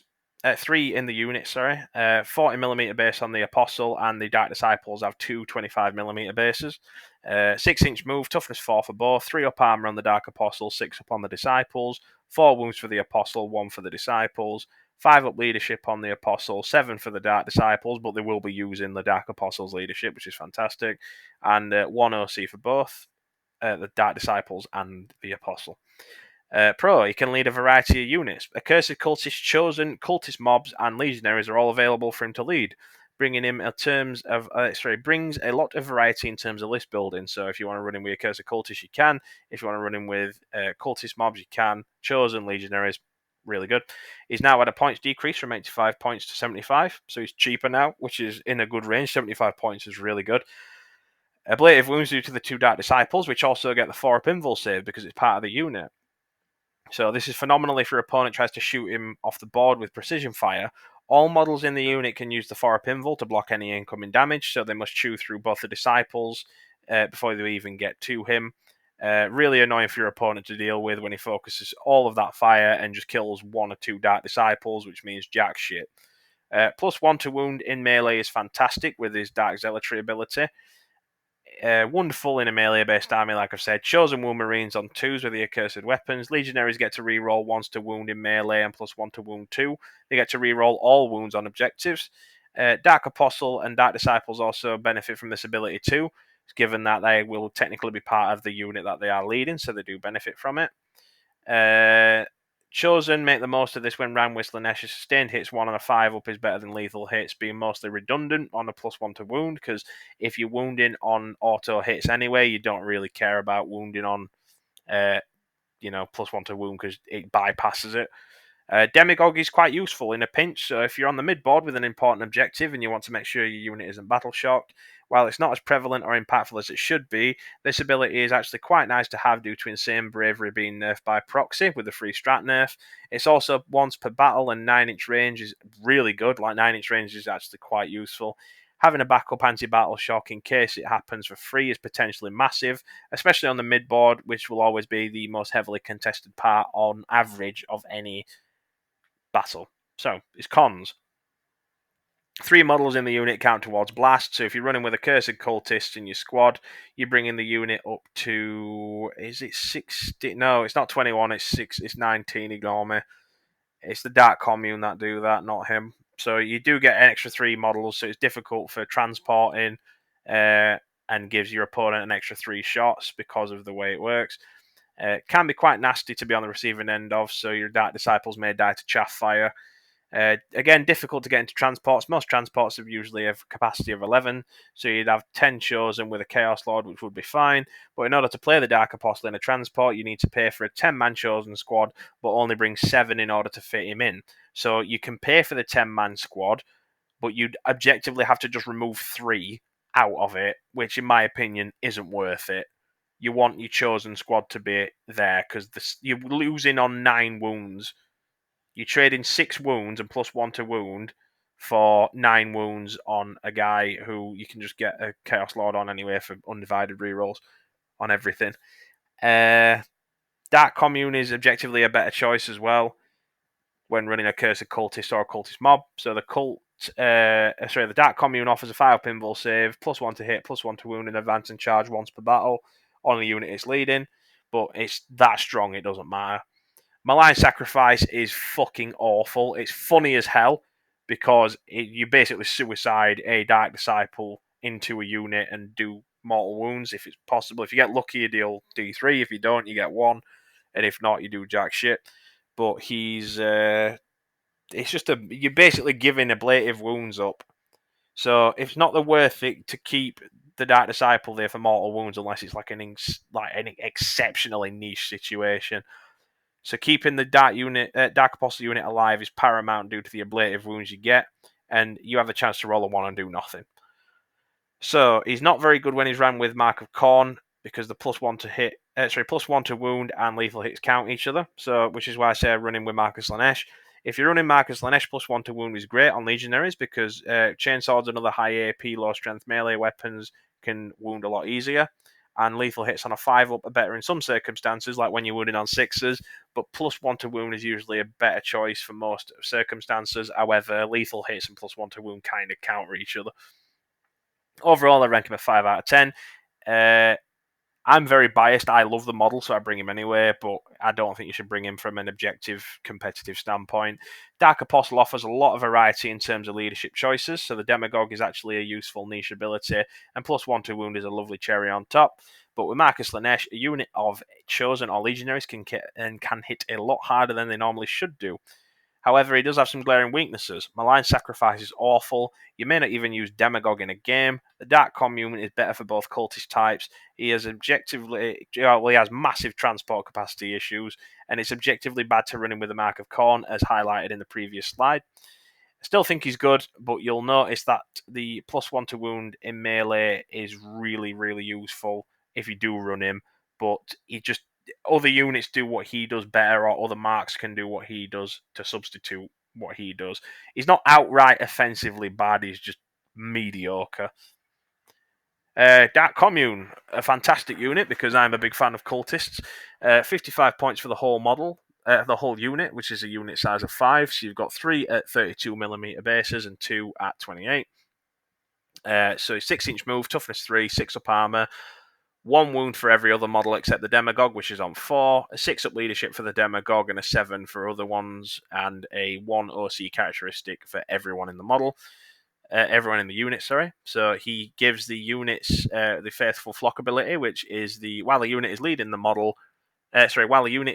a unit, the Cult Demagogue model gives a 5-up invulnerable save, which is fantastic. So if you can put that on a unit of cultists, you get a 33% chance to ignore any ignore any damage coming through. You can put it on a Cursed Cultist as well, which already have an innate 6-up Feel No Pain, which is just that nice extra layer of durability which your opponent has to chew through and can't really avoid. Even in Dev Wounds, to be fair, the 6-up Feel No Pain is really good, but invuls on a unit that has a 6-up armor save is going to be always appreciated. Dark Ritual can turn the tide of a combat phase or a game even, depending on when or how you use it. So once per game, as mentioned earlier on the Dark Apostle side, the Dark Commune has this ability, which means you get +1 to hit, +1 to wound, and advance and charge on a unit of a Cursed Cultist or Cultist Mob unit, because they are the only units that they can lead. Your Chaff are now an actual legitimately scary threat, especially a Cursed Cultist because of this, but I'm going to dive more into a Cursed Cultists on their deep dive review when I do get to that point. Chaos Icon for rerolling leaderships in a unit with poor leadership is very helpful. So you've gone from a leadership from 7 up to a leadership of 6 because it takes the highest characteristic of the leadership in the unit, which is fantastic. Again, you want to use Dark Pact as much as you can, but it's risky to do it on 1 wound models like these because if you fuck up, D3 mortals means you lose 3 models. It's not 1 model and, like Chosen, if you roll 3, you just lose a Chosen. With this, it's a lot more noticeable. They are the cheapest HQ we have access to at 55 points. It's a bargain. And Warp Curse is surprisingly quite good. So it's only 18-inch range, but you hit on 3s as opposed to 4s and 5s like normal cultists do. You've got 3 shots at strength 5, -1/2 damage each, which if you get a 6, you get sustained hits 2, which is it's nice. It's nice to have. It's a heavy bolter profile, pretty much. And this was good. They are a really good Eye of Tzeentch holder as well. So they'll cost 85 points for the Eye, which means that you can have a 10-man cultist mob with this unit leading them at the back line with a heavy stubber, which allows 4 shots from 36-inch range for strength 4, 0 AP, 1 damage, for a total of 140 points. This heavy stubber is important as you need to Dark Pact in order to make use of the Eye, and the 36-inch range is safer in comparison to the 24-inch range of the auto guns.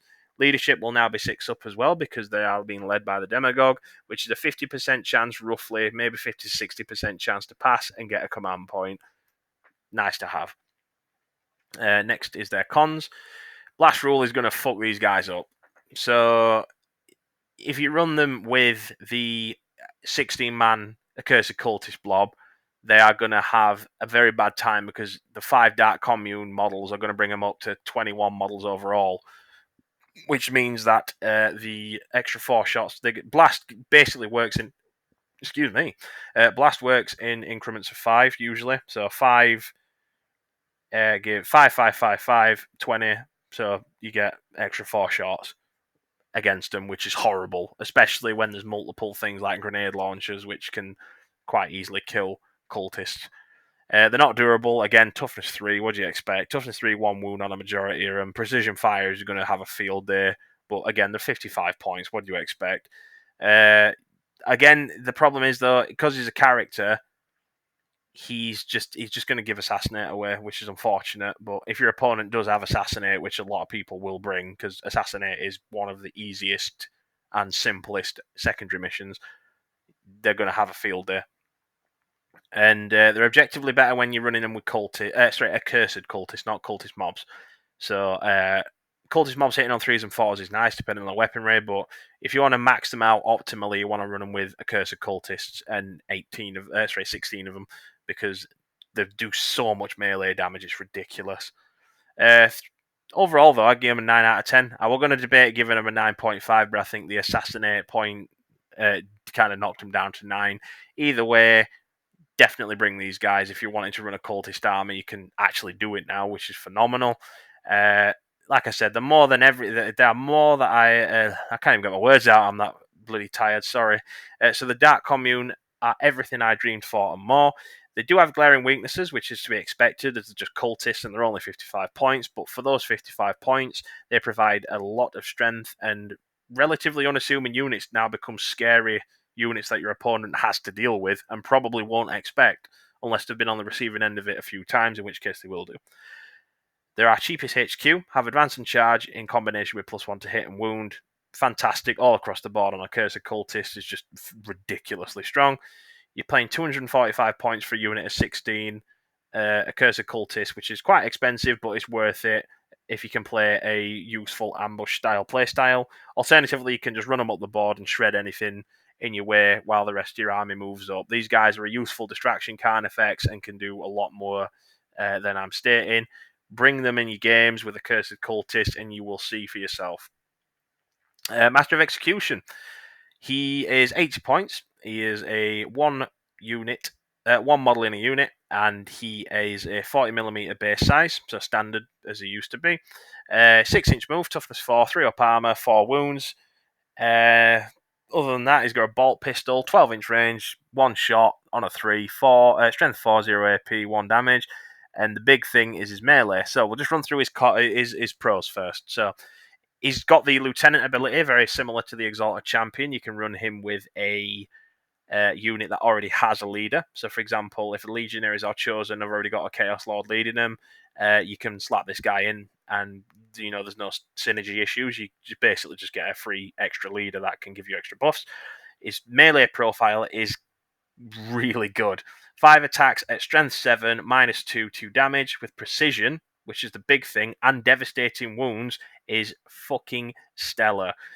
Against character units under T6 or lower, you want to be using sustained hits, whereas if you're attacking T7 or higher, you must want to use lethal hits. So, for example, if you're punching a tank, which is really useful, and I'll get onto that in a moment, in most combat situations, you'll want to be using him to attack your opponent's character and let the rest of your unit deal with everyone else. So this guy is, to quote his ability, is a warp-sighted butcher. This guy is a shark.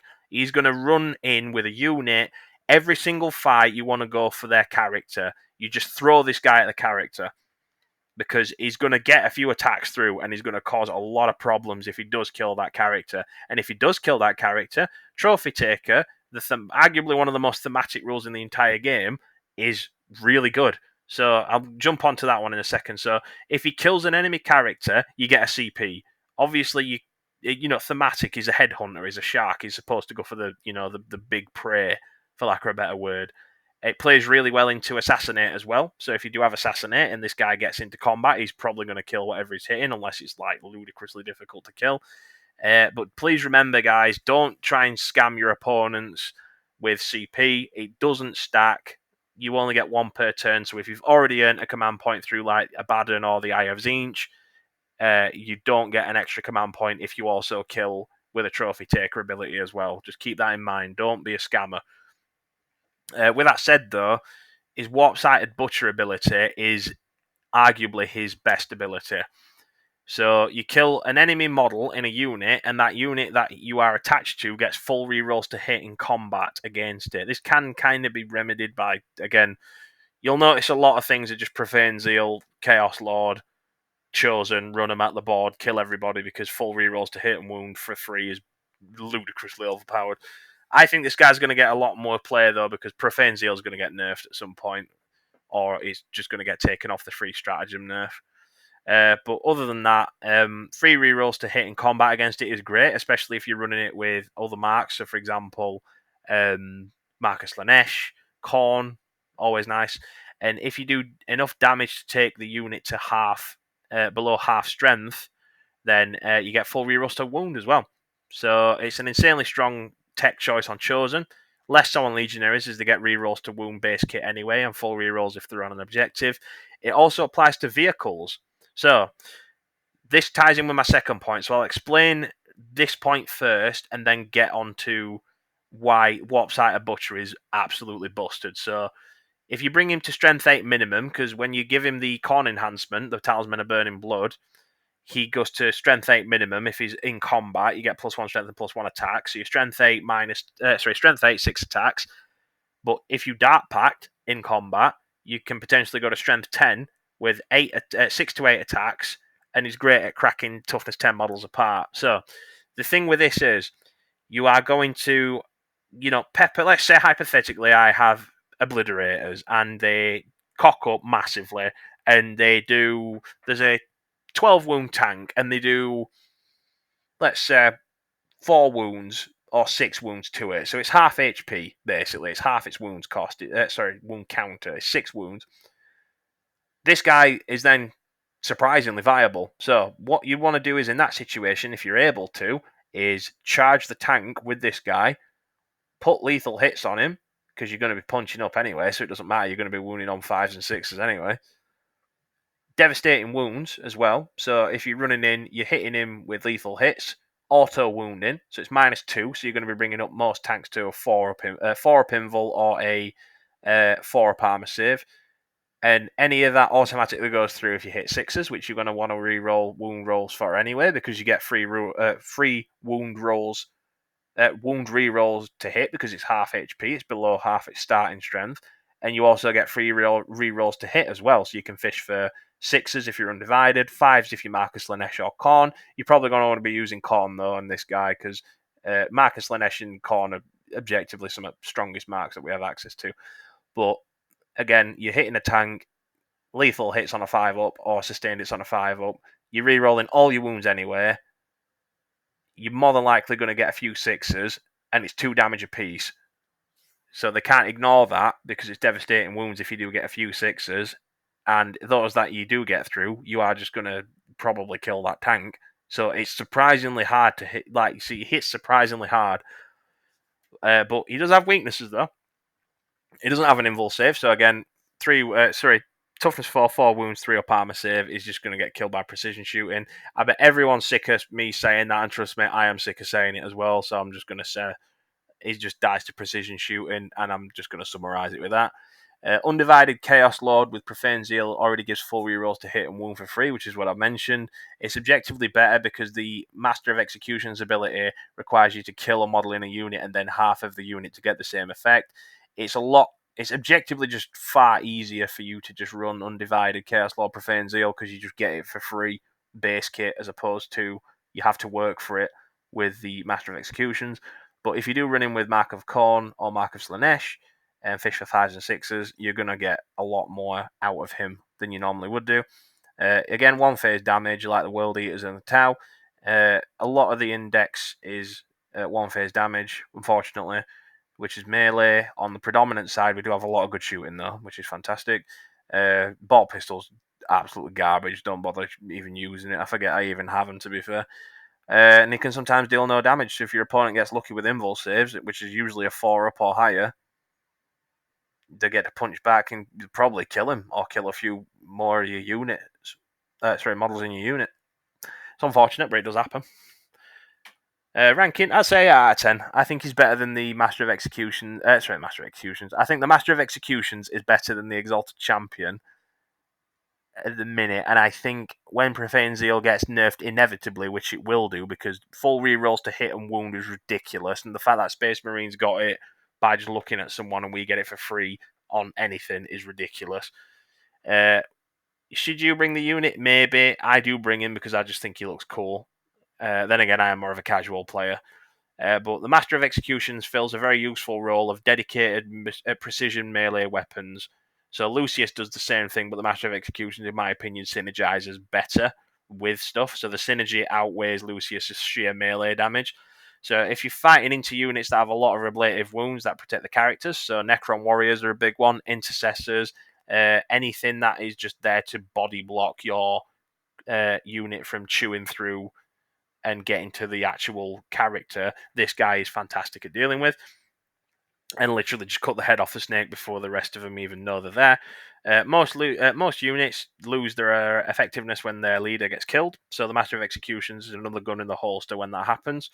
However, his weaknesses are abundantly clear, so please use him carefully. He's a missile and a shark, so you want to make sure he focuses the target down, make sure he gets what he wants, get your extra CP if you don't have any other ways of doing it, and just play him smart. Don't be an idiot. Just play him clever. Adapt to your game. I can't give you general tips on how to deal with that. It's mainly a player experience thing. I can't teach you how to maneuver and how to position because every game is different depending on the terrain setup, depending on who you're up against, depending on what army they've brought. It's too situational for me to give a guide on. However, just play him smart. Think of you, and if you lose, it doesn't matter. Because at the end of the day, it's a game, and two, you get a learning experience. You're not going to learn anything if you don't fail, in my opinion. So, I didn't realise we get philosophical then. So, next up is the Traitor Enforcer, 65 points. He's got two in the unit. I should say two, not a one. So it's 32mm base on the Enforcer and a 40mm for the Ogrin. So it's Enforcer's stats are movement 6, toughness 3, 5 up armor, 3 wounds, 6 up leadership, 1 OC. The Ogrin is movement 6, toughness 6, 5 up save, 4 wounds, 7 leadership, and 1 OC. The the Traitor Enforcer, is a bolt pistol, so one shot. It's a standard bolt pistol profile. I'm not going to get into it. The Ogrin weapons is actually quite good. So it's strength 7, -1, 2 damage, hitting on 3s, 5 attacks. And the Enforcer has the Power Fist at strength 6, -2, 2 damage. You're hitting on 3s and you have 3 attacks. He is so I'm going to list the pros. Just a spoiler, there aren't that many. He's the only option to lead the Traitor Guardsman, so it's nice to see that they've got a leadership option there, should they need it. Spoiler, they won't. They can use Insane Bravery for 0 CP if you kill one Traitor Guardsman. Thematic ability, it's funny, just shooting a guy in the back of the head to make everyone behave is pretty standard. The Ogrin is surprisingly difficult to kill. So while he has got a 5 up armor save, he's toughness 6 and 4 wounds, and has a 4 up feel no pain while the Enforcer is alive, which is honestly quite good.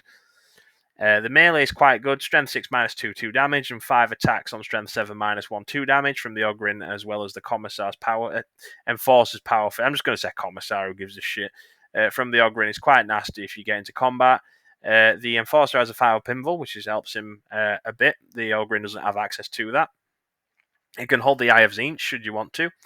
Running with the Eye of Tzeentch, obviously mark as Ancient. Running with the Guardsman, get access to the Cultist Sniper Rifles, which are, I believe, 36-inch or longer. You're paying 155 points overall for him to hold it, which is not too bad because, Guardsman Sniper Rifles are genuinely ridiculous. 65 points overall as well, it's cheap. So he's the third cheapest, not the second, so that's a typo. I forgot about the Sorcerer, which a lot of people do because the Sorcerer's trash. This guy's the third cheapest HQ choice we have access to in our index. So 10 points behind the Commune and 5 behind the Sorcerer. Cons. Terrible durability. So once the Ogrin gets killed, which he will do, the Traitor Enforcer is probably going to get killed as well because toughness 3, 3 wounds, and a 5 up armor and invul is bad. Brutal Example is actively detrimental, so there's almost no situation where this is useful, as you always want to keep your Traitor Guardsmen alive when you can. So in a situation like this, you can bring 10 Traitor Guardsmen. So let's say you get unlucky and your opponent kills 6 or 5 even, so it's below. So you get to half strength, which is when you need to take a battle shock test usually. Obviously, there's rules like Noise Marines where if you shoot a unit, you can battle shock them, but it doesn't really matter. So you shoot in, you lose 5 Traitor Guardsmen, you're at half strength. Battle shock. You get battle shocked on Traitor Guardsmen. So what? You can't use stratagems on a Traitor Guardsman. Oh no. A 70-point unit. Oh no, God forbid. So the Commissar kills one and you pass it. Who cares? Who gives a shit? Like the 5 Traitor Guardsman bodies have got 2 OC each, which on a backfield objective, which is where you want to keep the Traitor Guardsmen, is a good thing. They have snipers. They're supposed to stay there the whole game usually. You keep them back. You don't shoot them in the back of the fucking head because they're going to fail a leadership test. It doesn't matter. The battle shocked. Who cares? It's just actively detrimental. It fucks you over completely. It's stupid. It just makes your opponent's job easier. So it doesn't directly, like I said, it doesn't directly benefit the unit. There's no ability that benefits them. You actively just shoot your unit, laugh it off, and then just get a 4-up feel no pain on a no grin anyway. It's ridiculous. If he's in melee as well, it's extremely unlikely he's going to kill anything unless he charges it first, which is something you don't really want to do. It's obvious. It's toughness 3. You don't want to be in melee with him unless you're like a really hard-hitting Eldari unit and you can kill stuff before you can, bounce back. But this guy's not going to kill anything. 2 out of 10 is trash. I think he's really bad. It was originally going to be a 1 out of 10, but I think the Inch tech is literally just barely bringing him up above a 1 out of 10. I'd say he's arguably his worst unit, other than the Sorcerer or Lord Discordant. I think they're absolutely atrocious. He's one of the worst models in his index, so unless you're running a thematic list, which is fine, if you want to run a Traitor Guardsman list with this guy in it, more power to you. There's no point in bringing him as he works against the unit that you're leading with. He's really awkward. Like I mentioned earlier, I'm going to get annoyed if I keep talking about him. So Dark Commune are a better trade-off. If you want to bring Traitor Guardsmen, they don't need a leader. Simple. Just bring 10 Traitor Guard, keep them backline, Cultist Sniper Rifle, occasional Melter Gun if you want. So you get 2 Cultist Sniper Rifles, a Melter Gun, or a Grenade Launcher. Done. Don't need this guy. He's useless. Last but not least, Vashtorr the Arkifane. Is 190 points. He is a 1 model in the unit, 80mm base, which is pretty big. 12-inch move, toughness 9, 2-up armor, 14 wounds, and a 6-up leadership with 3 OC. So he's got Deadly Demise, which is okay. It's nice to have if you do get killed, which okay. His pros: he can deep strike. So having access to deep strike for such a large model, which has a massive blueprint, especially with the wings, is great. Because he's an extremely hard model to hide. 12-inch movement is great, so very fast movement for a unit of that size. It helps him get up close and personal where he can do his damage, because his damage is mainly in melee. He does have a flamer at strength 5 -2 1 damage, but it's only 12-inch range and it's D6 shots, so very swingy. His hammer's fantastic at dealing with chaff infantry and vehicles, so you've got 14 attacks at strength 7, 0 AP, 1 damage. Alternatively, it also has anti-vehicle +4 as well. The strike profile has anti-vehicle +4 and devastating wounds. So it's 6 attacks hitting on 2s. Strength 9 -1 3 damage. Pretty nice. Quite good. You can still do quite a lot of damage, especially with the wounded him on 4-ups anyway. +1 weapon strength to friendly demon vehicles nearby him. So you can get strength 11 ectoplasma cannons on the Forge Fiend, strength 10 auto cannons, strength 13 las cannons. And this can be massive. Obviously, a lot of tanks are toughness 11, toughness 12. Getting that little extra pip of strength and that extra point is going to be useful to get a +1 to wound. So last cannons are now wound toughness 12 targets on 3s instead of 4s, so you get +1 to wound, pretty much, which is fantastic given they're usually quite a low number of shots. Having movement to have 1 vehicle within 18 inches invisible is quite useful. So it's useful against knights as they're quite reliant on movement for good positioning. And it can throw a warp tainted spanner into the plans of your opponent, which is always nice. 4-up invul and a 2-up armor save is nice as well. 50% chance to ignore any damage instance is great. However, he is a huge target, which again, if you do bring him and once he's brought on the table, your opponent is going to shoot him. It's the same problem with the Lord Discordant. It's the same problem with the Daemon Prince with wings and the Daemon Prince regular. Big, scary, demon-looking thing is going to get shot, whether you like it or not. With that said, though, he's toughness 9, which again is not really that good. It's good against dealing with other infantry, like crappy bolt guns and strength 5 stuff, but other than that, it's not worth it. Anything strength 10 or higher is going to shred him, because it'll be wounding him on 3s, and a 2-up armor and a 4-up invul is only going to get you so far, because he's got 14 wounds. He's going to a lot of dedicated anti-vehicle fire is going to deal with him pretty easily. Counters vehicles really well if he gets into combat with them, which is unlikely. Anti-vehicle +4 is wonderful until you realise it's entirely in melee. So again, if you can't get there, he's useless. He's a 200-point paperweight nearly. Other than that, they are going to focus fire him, because people are going to look at him and be like, oh, it's Vashtorr, kill. Because he's a scary demon, and they probably know what he's going to do in combat. I'll be honest, his melee is actually quite pillow-fisted as well. Like, his -1 AP is just really bad. So I'll explain this now. So basically, -1 AP for the strike profile makes most vehicles go up to a 3-up or even a 2-up if they have waste add +1 to the save. So he can easily wound the tank, no problem. But the damage may not even go through because of the low AP. It doesn't matter. If you've got, let's say, you get 3 attacks through, wounded on 4s, which is half of the attacks that'll go through. Oh, 3 2-ups. Wow. 3 2-ups. There's like a very high chance you're going to make that. Yeah, if they fail, it's 3 damage, but they're not going to fail a 2-up, are they, really, on average? It's going to pass like 80% of the time. It's just a strange, weird design choice. He's an epic hero as well. He doesn't have a Mark of Chaos either, because he doesn't belong to any of the Chaos Gods. He's his own separate entity. So he still does Dark Packs, he can still do them, but he doesn't have any Mark improvements, which means he also doesn't have any access to enhancements. It can be bracketed as well. So he goes down from 14 wounds to 4 at the minimum. He's now hitting on 3s in melee, which is strange. It's not that bad because it's 3s in melee, but he normally hits on 2s, but it's still a negative. A negative's a negative at the end of the day. Agonized Machine Spirits requires you to be in line of sight of your opponent, so you expose him to use this ability, which isn't that important sometimes, as it means the vehicle is just going to move back next turn and shoot him next. In addition, -1 on attacks to melee weapons for vehicles isn't that useful in a majority of circumstances, and his +1 strength Thor is difficult to make work due to his size. So yeah, you can sit at the back and just, buff your demon engines, but your opponent is going to shoot them and kill him because, he's just a big target. Yeah, 2 out of 10 I think is really bad. Don't bring him. He is a fantastic looking model though. He's such a good looking model, but he's not egregiously offensively bad, like I mentioned. He's anti-vehicle, but he struggles to get the damage through due to the low AP. His abilities sound good on paper, but in practice are difficult to pull off and usually don't work too well.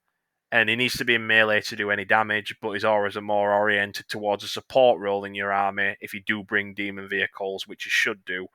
It's just too expensive as well, fundamentally. It's just not worth the points. He did get a points cut, if I'm not mistaken, but it's just not worth bringing him, given the fact that he's just weird. It's just awkward.